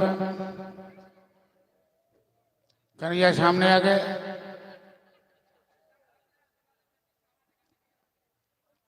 कहने लगे, कन्हैया गोपी, अरे तू दही बेच रही है कि हमें बेच रही है? अरे लल्ला क्या कहते हो, जब से तेरी श्यामली सूरत देखी है ना, एक तो तेरे होठ पतले, दूसरी लाली लगी, एक तो तेरे नैन तिरछे, दूसरे काजल लगे, एक तो तेरे हाथ कोमल, दूसरी मेहंदी लगी, तो तेरी घुंघराले बालों पर, तेरी इन श्रृंगारों पर दिल दीवाना हो गया। तो कौन सी बड़ी बात है? कन्हैया तो भक्तों का मन रखने आया। कन्हैया ऐसी लीला करना चाहते हैं जिनसे भक्तों को अच्छा लगे, आनंद आए। तो कहते हैं, गोपी तुम तो बहुत प्रेम करती है। हाँ हाँ कन्हैया, थोड़ा सा दही खिला दे। दही खिला दूं? प्रेम के जगत में जगरने में भी आनंद आता है। गोपियों के अंदर तो कन्हैया के प्रति ऐसा प्रेम है कि कन्हैया के एक इशारे पर गोपी अपना प्राण न्यौछावर कर सकती है। लेकिन बहाना बनाकर बात बना रही है, अरे मैं दही नहीं खिलाऊंगी, तेरे पास पैसा है क्या? मैं दही बांटने का काम नहीं करती हूं, मैं दही बेचने का काम करती हूं। तेरे पास पैसा है? कन्हैया कहते हैं, गोपी अरे मेरे शरीर पर तो कपड़ा भी नहीं है, तो पैसा कहाँ से आएगा? तो मैं नहीं खिलाऊंगी। पहली बार मांगा है, तू ना कह दिया, हमें दही खिला दे। गोपी कहती है, मैं दही नहीं खिलाऊंगी। देख ले गोपी, हमसे पंगा मत ले, चुपचाप तू हमें दही खिला दे, वरना तू पड़ जाएगी चक्कर में। कन्हैया धमकी देना शुरू किया। गोपी कहती है, अरे कन्हैया, तू तो इस तरह से धमकी दे रहा है जैसे तेरे बाप की राज में मैं बसी हूं। नहीं खिलाऊंगी नहीं तो तू क्या कर लेगा? क्या कर लूंगा? तू आगे बढ़ जरा। अच्छा, गोपी जैसे ही आगे बढ़ी, कन्हैया ने एक पत्थर लिया, गोपी के मटका पे लगाया निशाना, गोपी के सर पे मटका फूट गया। गोपी दही से सराबोर हो गए। कन्हैया तो बहुत चतुर चालाक है, धूर्त है, दौड़ के आया, घर में छिप गया। मैया जसोदा से कहने लगा, मैया ये गोपी की नजर ठीक नहीं है, इसके सामने हमें मत बुलाना।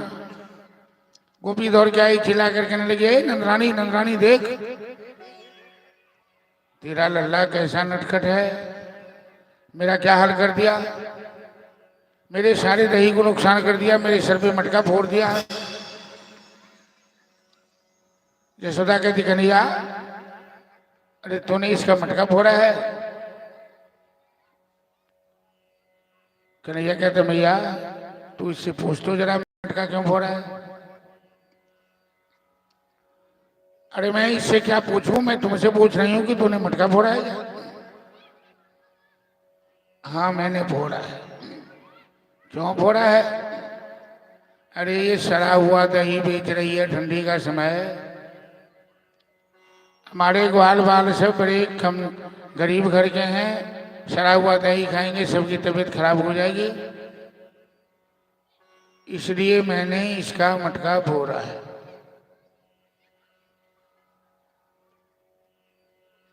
अब यशोदा गोपी को ही डांट के वहां से विदा कर दिया। यशोदा ने गोपी को डांट लगाएगी, यही गोपी, इस मोहल्ले में सड़ा हुआ पुराना दही मत बेचना।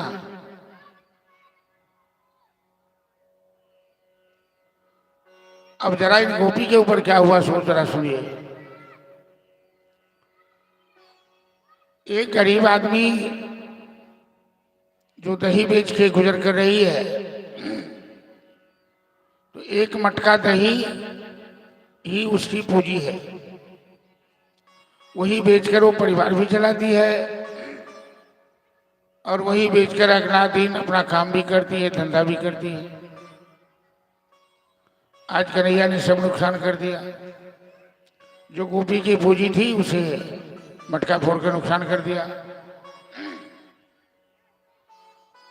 तो जिनकी जीविका समाप्त हो गई, जिनकी पूंजी समाप्त हो गई, उन गोपी के मन में कष्ट होना चाहिए, उन्हें शिकायत करनी चाहिए, उन्हें झगड़ना चाहिए कि तूने ऐसी हरकत क्यों की, तू मेरी क्षतिपूर्ति कर, तूने मेरा नुकसान कर दिया है। और कन्हैया ने तो किया है नुकसान ही। सोचने की बात यह है कि कन्हैया यदि किसी का नुकसान भी करता है तो जिनका नुकसान होता है उनको अच्छा लगता है, क्योंकि कन्हैया इच्छा के विरुद्ध नहीं कुछ करते हैं। इन गोपियों को अच्छा लगता है कि कन्हैया ने मेरे सर पे मटका फोड़ा है। कन्हैया मेरा मटका फोड़ा, ये मेरे लिए सौभाग्य की बात है। और चौराहे पे खड़ी हो गई गोपी, जोर जोर से चिल्लाने लगी कि मायात पंथा पतिभिः मरध्या दिगंबरः को पितमाल नीलः मिन्नस्तहस्ते पिनितं बबिम्बे धूतः क्षमा करसत चित्तवृत्तम्। जरा सोचिए भक्तों कि जिन गोपी के साथ ऐसी छेड़खानी की कन्हैया ने, ऐसी हरकत की, ऐसा नुकसान पहुंचाया, उन गोपी के मन में कष्ट होना चाहिए, शिकवा शिकायत करनी चाहिए, लड़ाई झगड़ा करनी चाहिए। इन्हें गोपी चौराहे पे खड़ी होकर लोगों को कहती है, ए सुनो सुनो राही बटोही, इस रास्ते से मत जाना, इस रास्ते से मत जाना। लोग पूछते हैं इस रास्ते पे क्या है? अरे इस रास्ते पे डाका पड़ रहा है, इस रास्ते पे डाकू खड़ा है। अरे सवेरे सवेरे कौन सा डाका, कौन डाकू आ गया? अरे नंद का बेटा, वो नंद का बेटा माजात पंथा पति भीमरथ्या दिगंबर गोपितमाल नील। उत्तमाल वृक्ष के समान श्याम बरन है, विन्यस्त हस्ते विनितम बिंबे। अपनी कमर पे दोनों हाथ रखे खड़ा है, कपड़ा भी नहीं पहना है, और जिसकी ओर एक बार देख देता है, जिस पर एक बार चितवन का जादू चला देता है, वो जिंदगी भर के लिए घायल हो जाता है। डकैत के छुरा से, डकैत के हथियार से कोई बच सकता है, लेकिन कन्हैया के चितवन रूपी हथियार बार इसलिए गाए हैं, इतने गौरे हैं, हम गोकुल के सरदार हैं, अब तू चोरी करता है, लोग शिकायत करते हैं। क्या तुझे अपने घर में पेट नहीं भरता क्या? तो क्यों चोरी करता है दूसरे घर में जाकर? कन्हैया कहता है, मैया अरे तू ना समझेगी, तू नहीं समझेगी कि मैं चोरी क्यों करता हूं। अरे चोरी करके खाने में मजा ही कुछ और है, उसका स्वाद ही कुछ और है। और सही में बच्चों को ऐसे खिलाइए तो नहीं खाएगा, लेकिन चुरा कर खाने में बच्चों को बड़ा आनंद आता है। एक मानव के अंदर इस तरह का स्वभाव होता है। अपने घर का सब दिन का अच्छा खाना अच्छा नहीं रहेगा, और दूसरे घर का खराब खाना भी कभी कभी लोगों को खाने का मन करता है। ये परिवर्तन तो संसार का नियम है। तो ग्वाल मंडली कायम की कन्हैया, ग्वाल मंडली का नाम रखा चोर मंडली, और चोर मंडली का काम होगा 84 कोस की ब्रजमंडल में जहां जहां गाय चराते हैं, जिधर जिधर जाते हैं उधर माखन चोरी करनी है। माखन चोरी क्यों करनी है? कि रात रात पर गोपियां जग करके भगवान का ध्यान लगाती है, भगवान का भजन करती है, भगवान से प्रार्थना करती है कि प्रभु कन्हैया मेरे घर आकर माखन चोरी करो, मेरे हाथ का मक्खन खा लो, मेरे घर आकर के चोरी करो। ये दुनिया के लोग चोरी करते हैं तो लोग कहते हैं चोर कहीं का, शर्म नहीं आती। उन्हें जुर्माना में लगता है, उन्हें दंडित किया जाता है। लेकिन कन्हैया यदि चोरी करते हैं तो लोग क्या कहते हैं? बोल माखन चोर कन्हैया की जय। तो भगवान जो भी लीला करते हैं वो अच्छा लगता है। क्यों? कि मधुराधिपते अखिलम मधुर, गुंजा मधुरा, गावा मधुरा, यमुना मधुरा, बीचिर मधुरा, हस्तम मधुरम, चलितम मधुरम, बलितम मधुरम, मधुराधिपते अखिलम मधुरम। कन्हैया में कोई खराबी है ही नहीं। वो चोरी करता है तो दूसरे को आनंद देने के लिए। ऐसा नहीं है कि अकेले खाता है, बंदर को खिलाता, भालू को खिलाता, मयूर को खिलाता, अपने ग्वाल वालों को खिलाता। और उससे भी मक्खन यदि किसी के घर गया चोरी करने, 2-4 मटके मक्खन रखे हुए हैं, क्योंकि वृंदावन में तो मक्खन दूध दही की नदी बहती थी पहले, उतना नहीं खा पाया, बंदर भालू भी नहीं खा पाया, तो बाकी मटके फोड़ के सारे मक्खन को इधर उधर तितर बितर कर दिया। और कन्हैया अंगूठा दिखाकर गोपी के घर से पलायन कर जाता है, बच जाता है। ये भगवान की अद्भुत लीला है माखन चोरी। एक बार नारद जी ने कुबेर के पुत्र को श्राप दिया था। कुबेर का पुत्र है यमलार्जुन। ये मणि गोबर गोबर मणिग्रीव। तो कुबेर के दो पुत्र थे, मणिग्रीव और नरगोबर। ये दोनों एक बार अप्सराओं के साथ नदी में स्नान कर रहे थे। नंगा स्नान कर रहा था। नारद जी उस रास्ता से जा रहे थे और नारद जी को देखकर भी इसके मन में शर्म नहीं आई। हर चीज की मर्यादा होती है।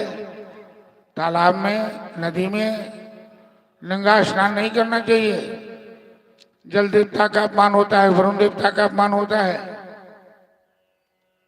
और व्यवहारिक दृष्टिकोण से भी नंगा स्नान करने में लोगों के जीवन में खतरा हो सकता है। तो नारद जी ने मणिग्रीव ने गोबर को शाप दे दिया कि तू अहंकार है, अहंकार के कारण तेरे पिता देवता के कोषाध्यक्ष हैं, तुम्हें इस बात का अहंकार है, तो तू वृक्ष हो जा, जड़ हो जा। तेरे अंदर चेतना नहीं है ना। नरगोबर मणिग्रीव नारद जी के सामने हाथ जोड़कर खड़े हो गए। क्षमा कीजिए देवर्षि, हमसे अपराध हो गया, हमें ऐसा दंड मत दीजिए। नारद जी कहते हैं दंड तो तुम्हें मिल चुका है, क्योंकि जवान से निकली बात तो वापस नहीं आती। तुम्हें शाप मिल चुका है और दंड तुम्हें भोगना पड़ेगा। लेकिन मैं तुम्हें वरदान देता हूं कि यह दंड तुम्हारे लिए वरदान साबित होगा। जब जदवंश में भगवान का अवतार होगा तो भगवान तुम्हें दर्शन देंगे, तुम्हारा उद्धार करेंगे। तो नंद बाबा के घर के पीछे में दो जुर्मा पेड़ है यमराज का। आज भैया जसोदा लल्ला को अपना स्तनपान कराने लगी। स्तनपान कराने लगी। ऐसा कन्हैया ने दूध पीना शुरू किया कि यशोदा का स्तन तो क्षीर सागर बन गया और कन्हैया स्वयं संपूर्ण ऐश्वर्य से परिपूर्ण हो गया। न यशोदा के स्तन का दूध समाप्त हो रहा है, न कन्हैया की भूख मिट रही है, पिए जा रहा है, पिए जा रहा है। भैया यशोदा कहती लल्ला, अरे तू कितना दूध पीता है, तेरा पेट खराब हो जाएगा। कन्हैया कहता है मैया, अरे तू कैसी माँ है, माँ कहीं बच्चे से ऐसी बात करती है क्या? कितना दूध पी रहा है, कितना पी रहा है? अरे मैं कोई अकेले पीता हूं क्या? तो कौन है तेरे साथ? तेरे साथ कोई तेरे दादा नाना है क्या? अरे नहीं मैया, आज तो तू क्षीर सागर बन गई है और मैं तीनों लोग को तृप्त कर रहा हूं। माँ, तेरा स्तन आज क्षीर सागर है। तब तक मैं चूल्हा पर जो दूध गर्म हो रहा था, एक गाय थी गांगी गाय। गांगी गाय का नाम है दूसरा पद्मगंधा गाय। तो पद्मगंधा गाय का दूध केवल कन्हैया पीता था, बाकी कोई नहीं, क्योंकि वो दूध बड़ा ही मीठा था। तो कन्हैया के लिए दूध सुरक्षित रहता था। वही दूध चूल्हे पे गर्म हो रहे थे। दूध ने सोचा कि कन्हैया माँ का दूध पर पीकर पेट भर लेगा, तब तो मेरा पान नहीं करेगा और मेरा पान नहीं करेगा तो मेरा जीवन बेकार हो जाएगा। तो चूल्हा पर दूध जो गर्म हो रहा था, दूध में उफान आ गया, दूध नीचे गिरने लगा। यशोदा फट से कन्हैया को नीचे रखी, चले गई चूल्हा से दूध उतारने। कन्हैया कहता मैया, मैं देख लिया कि तुम्हें हमसे ज्यादा दूध से प्रेम है। मैं दूध पी रहा था, तू हमें नीचे पटक के चली गई। यशोदा कहती है लल्ला, तू कितना दूध पिएगा रे? अब मैं तेरा दूध नहीं पीऊंगा। कैसे नहीं पिएगा, अभी अभी पकड़ के पिलाते। कन्हैया कहता तू पकड़ लेगी हमें? हाँ। अरे तू छोटा छोटा पांव, छोटा सा खराव। यशोदा कन्हैया को पकड़ना चाहती है और कन्हैया अंगना में ठुमुक ठुमुक करके भागना शुरू। पूरे अंगने में चक्कर लगाते रहे, यशोदा दौड़ती रही, पीछा करती रही, पर कन्हैया पकड़ में नहीं आया। दौड़ते दौड़ते यशोदा थक गई।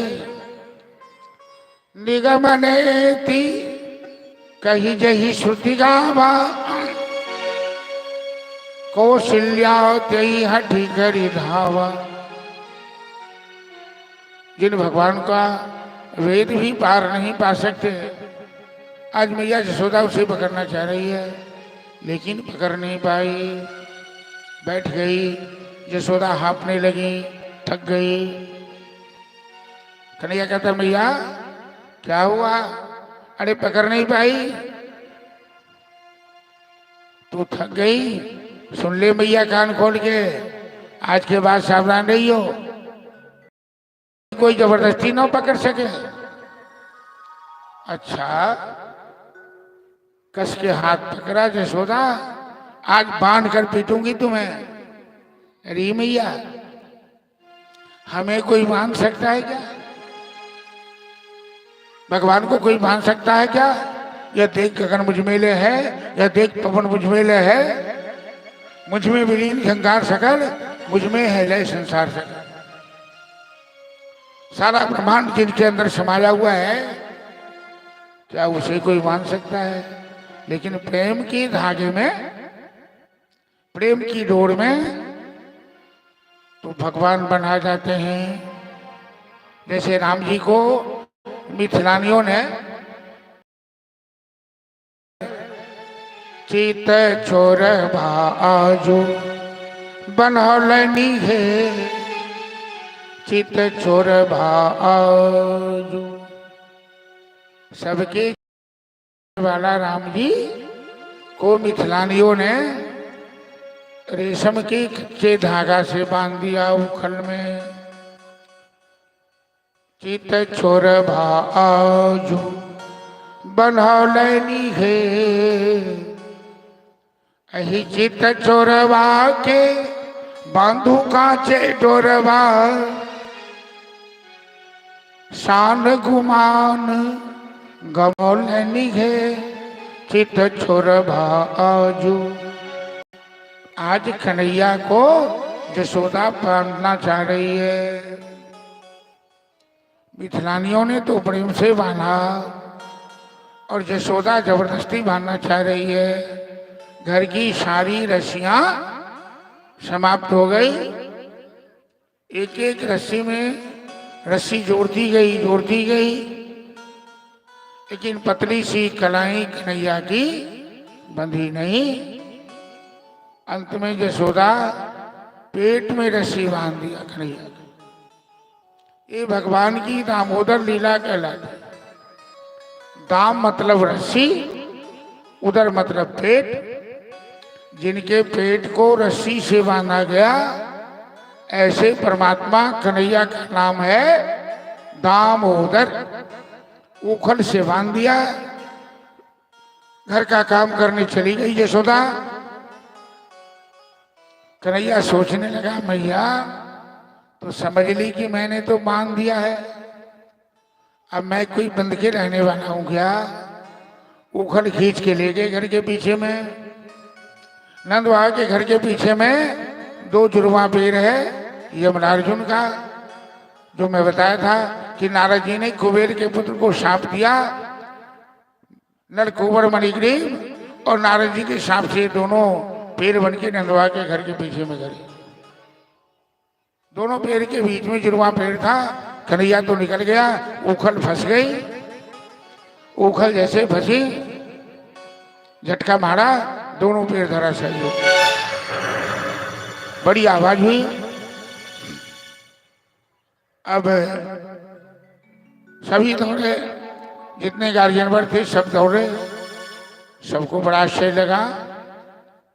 न भूकंप हुआ, न न तूफान आया, ये पेड़ कैसे गिर गए। कन्हैया उखल से बना हुआ है। बच्चों ने कहा कि तेरा लल्ला ने पेड़ गिरा दिया है। अब गार्जियन वर्ग को विश्वास नहीं हो रहा है कि इतना छोटा सा लल्ला इतने बड़े दोनों पेड़ को कैसे खींच दिया, कैसे पेड़ गिर गया। लेकिन लोगों का ध्यान इधर से हटके एक और घटना यहाँ घट रही है कि दोनों पेड़ की जड़ से दो सुंदर दिव्य पुरुष कुबेर के पुत्र नली कुंवर मणिग्रीव दोनों कन्हैया के सामने हाथ जोड़कर खड़े हैं और स्तुति कर रहे हैं कि विमोहितो जनयी समाजया पदीयया त्वां न भजन्तनर्थ सुखाय दुःख प्रभवेषु सज्जते गृहेषु योषित पुरुषस्य वन्दिते।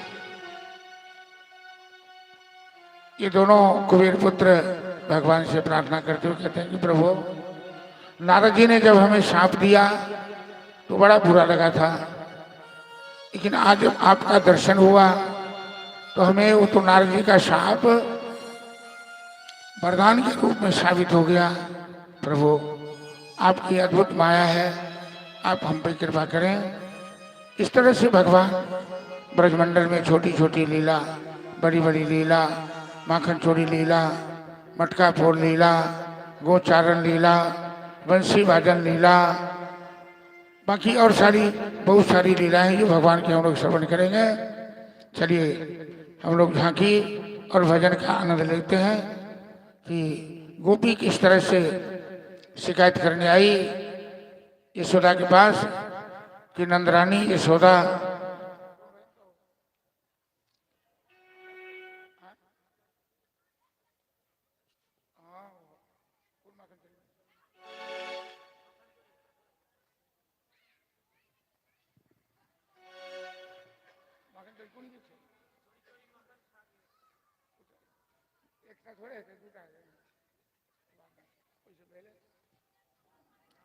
छोटी छोटी कन्हैया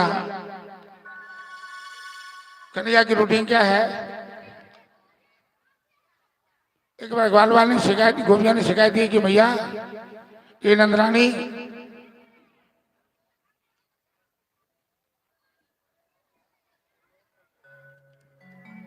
तेरे घर में लाख की लाख गाय है, फिर भी तेरा बेटा दूसरे घर में मक्खन चोरी करता है, क्या उसे शर्म नहीं आती है। तो कहना यशोदा मैया कहती है लला तूने मक्खन खाया क्या।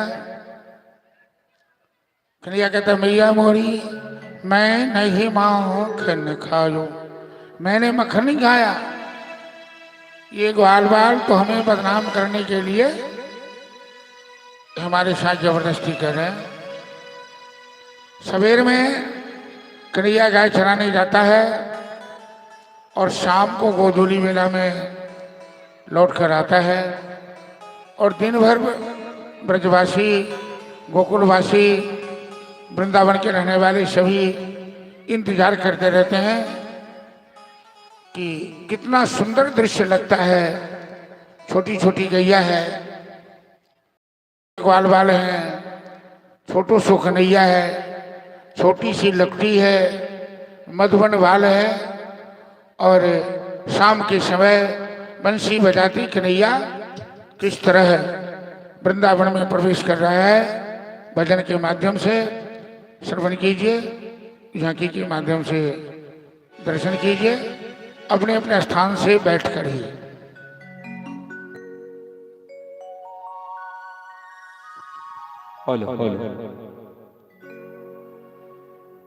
बोले बाल कृष्ण लाल की जय। छोटी छोटी गैया छोटे छोटे गाय, छोटी छोटी गैया छोटे छोटे गाय, छोटो सा मेरो कदन गोपाल हरि, छोटो समेरो मदन गोपाल। ताली बजा के कहना पड़ेगा, आदत पड़ जाना चाहिए था। छोटी छोटी गैया छोटे छोटे ग्वाल, छोटा समेरो मदन गोपाल हरे, छोटो समेरो मदन गोपाल।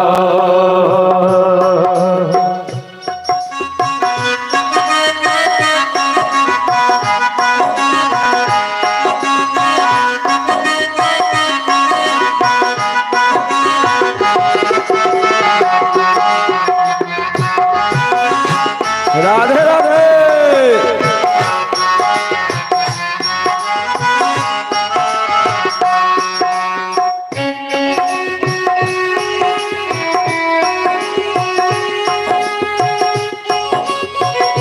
ताली बजा के आप लोग भी।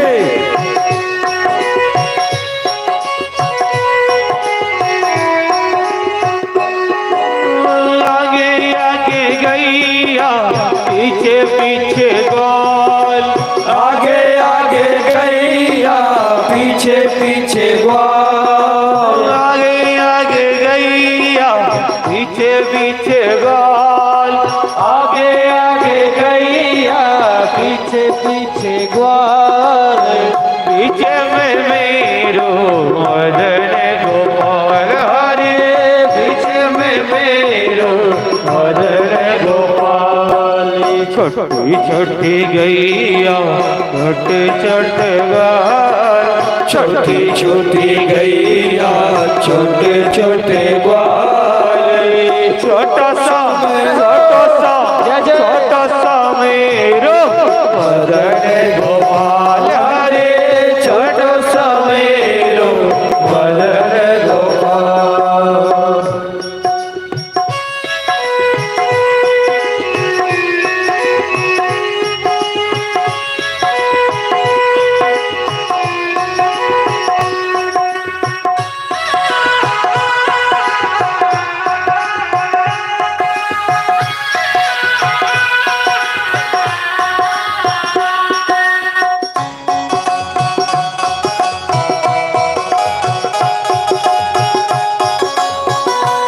जय हो।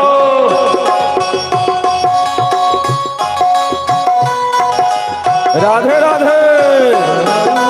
काली काली गैया गोरी गोरी ग्वाल, काले काले गैया गोरे गोरे ग्वाल, काली काली गैया गोरे गोरे ग्वाल, काले काले गैया गोरे गोरे ग्वाल। श्यामा भजन मेरो मदन गोपाल हरे, श्यामा वरण मेरो मदन गोपाल। छोटी छोटी गैया छोटे छोटे ग्वाल, छोटी छोटी गैया छोटे छोटे ग्वाल, छोटा सा मेरो मदन गोपाल हरे, छोटो समेरो मदन गोपाल। थक गया है सब आदमी, लेकिन धीरे धीरे हिम्मत करते रहिए भगवान के नाम पर।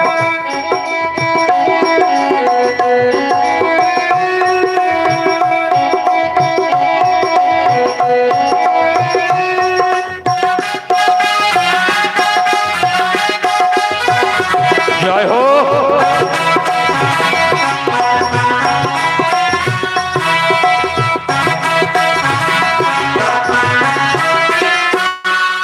ओ घास खाए गैया दूध पिए ग्वाल, घास खाए गैया दूध पिए ग्वाल, घास खाए गैया दूध पिए ग्वाल, घास खाए गैया दूध पिए ग्वाल। माखन खाए मेरो मदन गोपाल हरे, माखन खाए मेरो मदन गोपाल।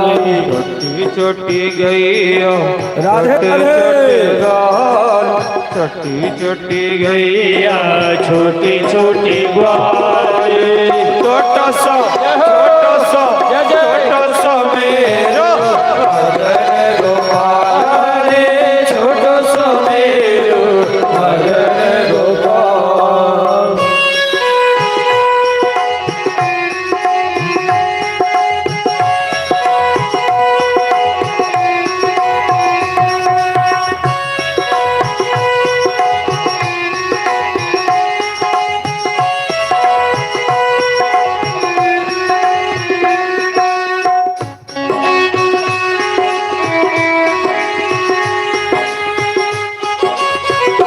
जय हो,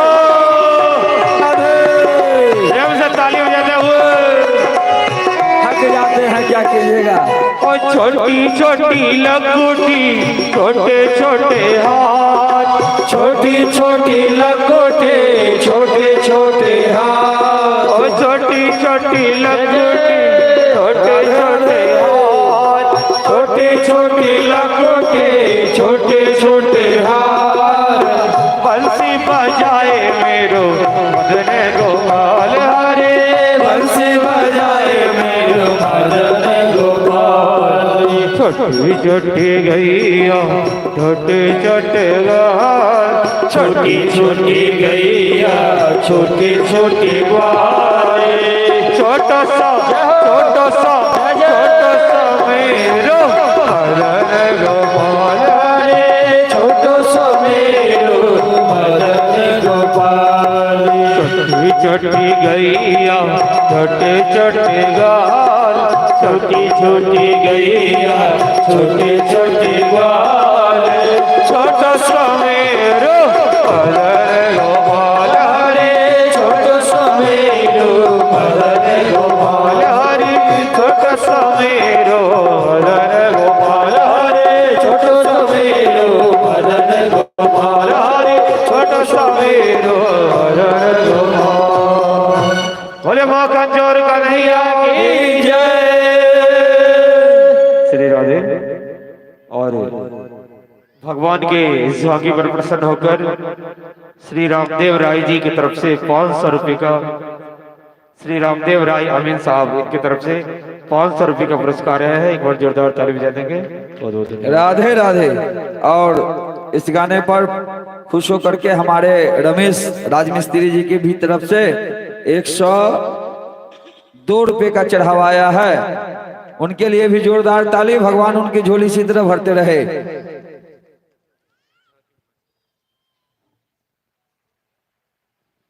चलिए, छोटी छोटी गैया, छोटे छोटे ग्वाल और सबके सरदार मेरे मदन गोपाल।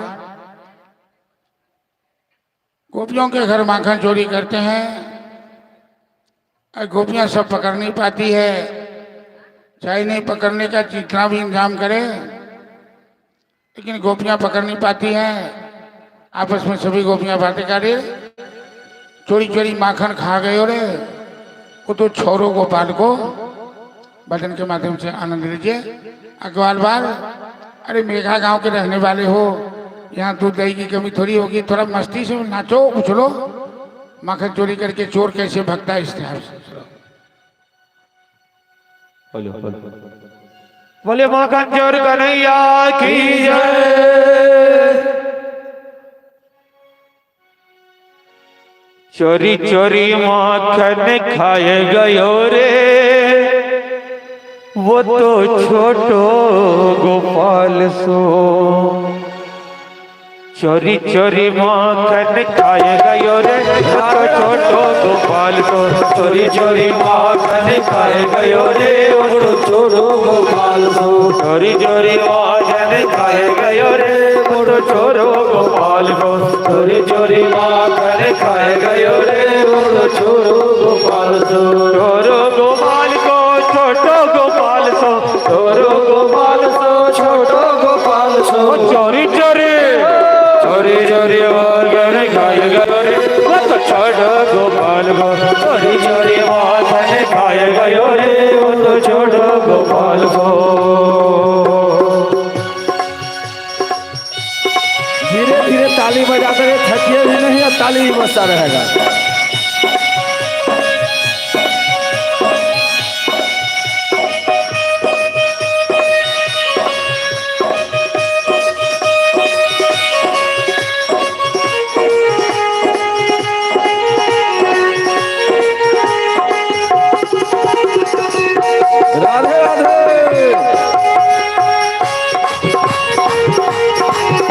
हो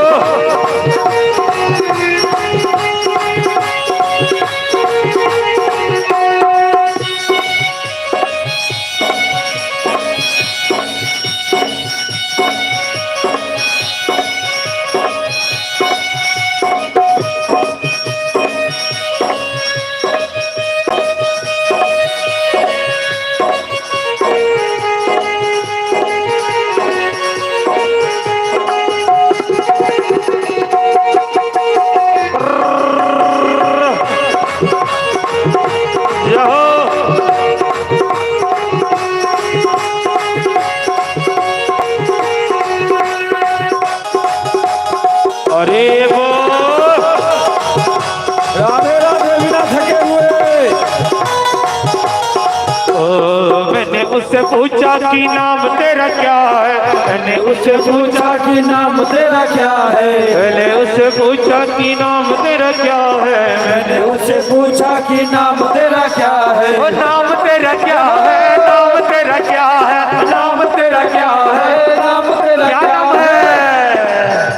ओ कृष्ण, ओ कृष्ण, ओ कृष्ण कन्हैया बताएगा योरे छोटो गोपाल सो, कृष्ण कन्हैया बताएगा योरे छोटो गोपाल सो, चोरी चोरी माधर खाएगा योरे छोटो गोपाल को, चोरी चोरी माधर खाएगा योरे छोटो गोपाल को। इस झांकी के भी दर्शन में कुछ आदमी लगते हैं बहुत ज्यादा गम में लीन है, ताली बजाने में भी माने तुरंत थक जाते हैं।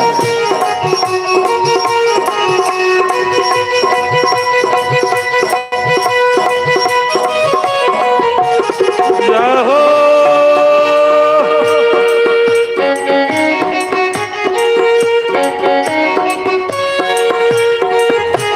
हरि बोल।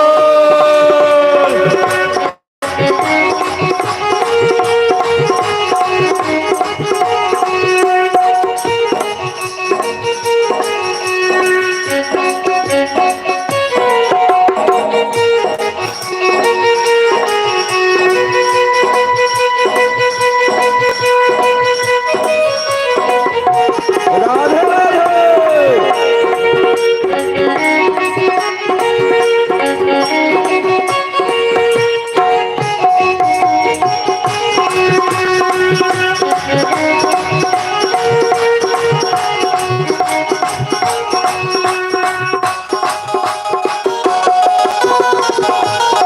जय हो।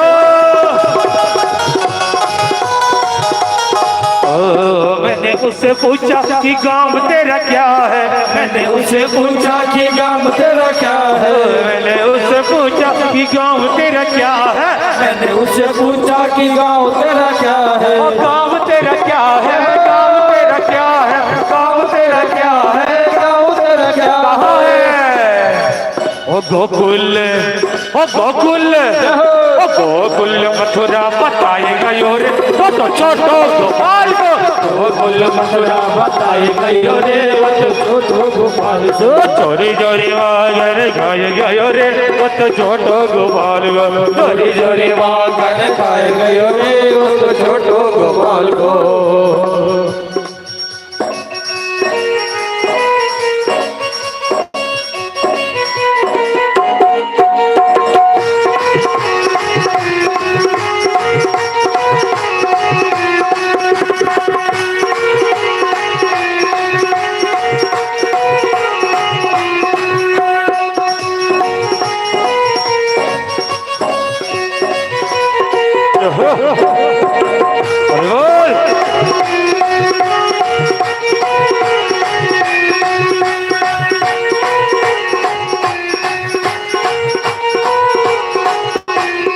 ढूंढते हुए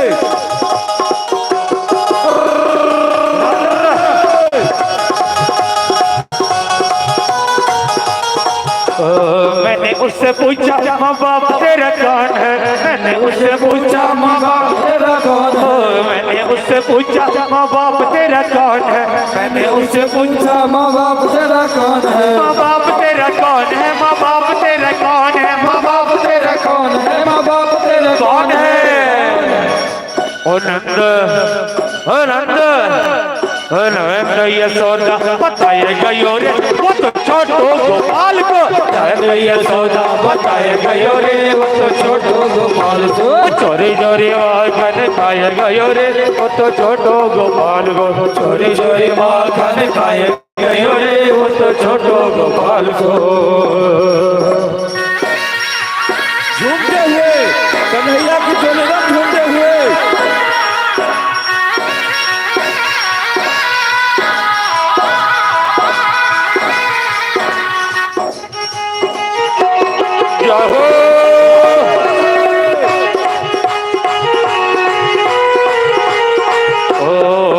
उससे पूछा कि खाना तेरा क्या है, मैंने उससे पूछा कि खाना तेरा क्या है, मैंने उससे पूछा कि खाना तेरा क्या है, मैंने उससे पूछा कि खाना तेरा क्या है, ओ खाना तेरा क्या है, खाना तेरा क्या है, खाना तेरा क्या है, खाना तेरा क्या है, क्या है कन्हैया जी का खाना क्या है, बोलिए आप लोग क्या है?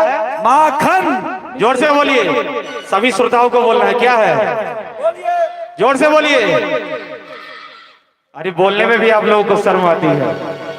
खिलाना नहीं पड़ेगा, केवल बोलना, खिलाना नहीं पड़ेगा केवल जब बोलना ताली है। बजाने हैं पीछे तो खिलाने में तो और पीछे रहेंगे। एक बार प्रेम से नारा लगाइए, बोलिए माखन चोर कन्हैया की जय। माखन मिश्री बताए गयो रे वो तो छोटो गोपाल को, माखन मिश्री बताए गयो रे वो तो छोटो गोपाल को, चोरी चोरी माखन खाए गयो रे वो तो छोटो गोपाल को, चोरी चोरी माखन खाए गयो रे वो तो छोटो गोपाल को, चोरी चोरी माखन खाए गयो रे वो तो छोटो गोपाल को, चोरी चोरी माखन खाए गयो रे वो तो छोटो गोपाल को, चोरी चोरी माखन खाए गयो रे वो तो छोटो गोपाल को। बोले माखन चोर कन्हैया की जय।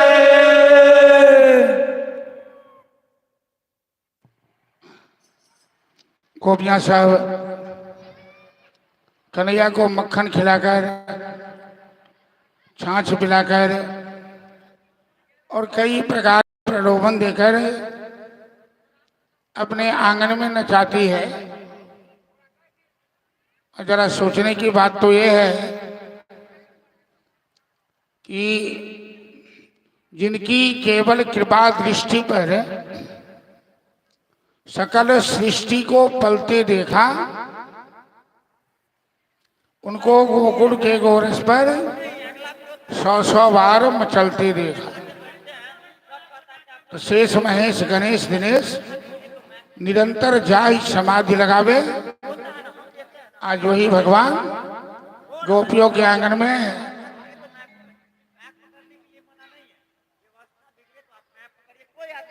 वहाँ इशारा, गोपियों से इशारा करती है।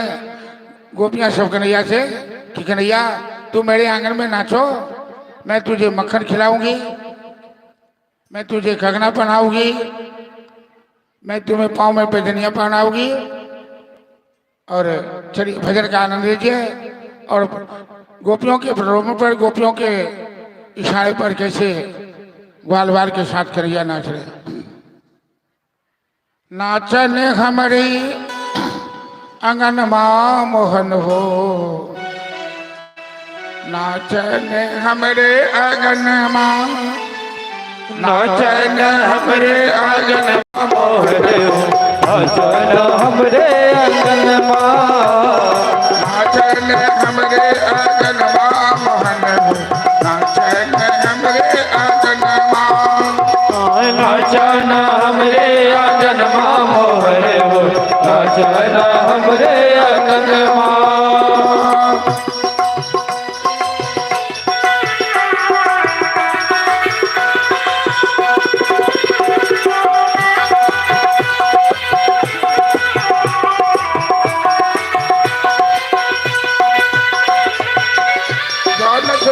तू मोरे आंगन माँ, जो नचवा तू मोरे आंगन माँ, जो नचवा तू मोरे आंगन माँ, जो नचवा तू मोरे आंगन माँ।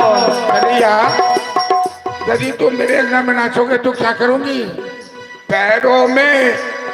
पैरों में देवा पैजनिया मोहन जय जय चैन हमरे अगन मां ओ पैरों में देवो पैजनिया मोहन हो नाचन हमरे अंगन मां पैरों में देवा पैजनिया मोहन हो नाचन हमरे अगन मां ओ पैरों में देवो पैजनिया मोहन हो नाचन हमरे अंगन ओ नाचन हमरे अगन मां मोहन हो नाचन हमरे अगन मां नाचन हमरे आंगन मोहन हो नाचन हमरे आंगन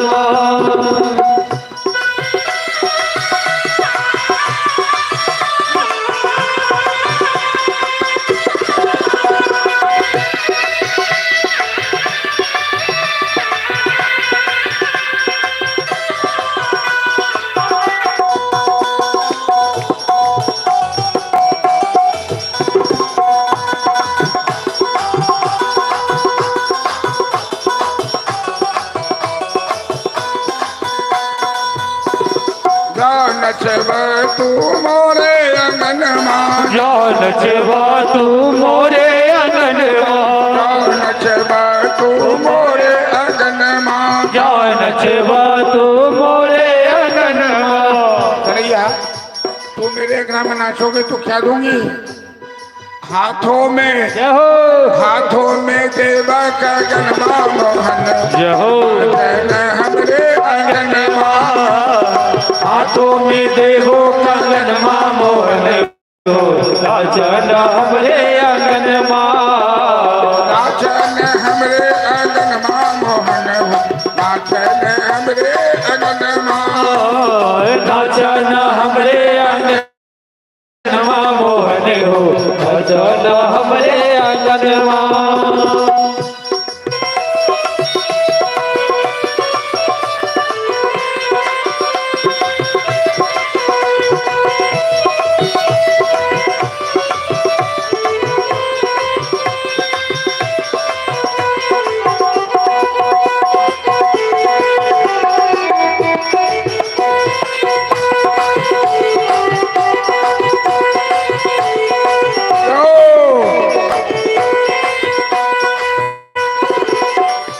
अरे गोपी कन्हैया कहते हैं गोपी तू तो क्या नाम ले रही है अरे हमें न पैजनिया चाहिए न हमें हाथ में कंगना चाहिए तू मेरा प्यारा क्या है गोपी इशारा समझ गई जो जो नचबा तू मोरे अगन मां जो नचवा तू मोरे आंगन जो नचबा कान्हा मोरे अगन मां जो नचवा कान्हा मोरे आंगन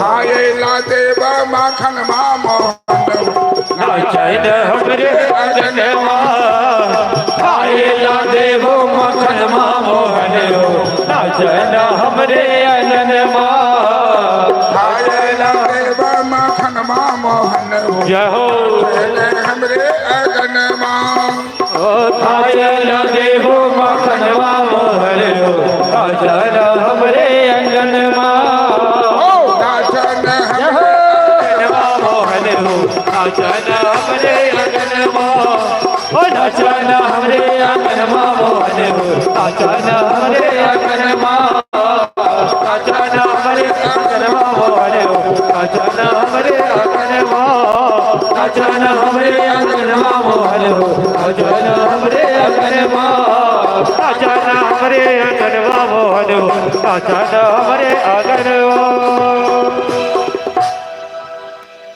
बोल माखन चोर करैया की जय।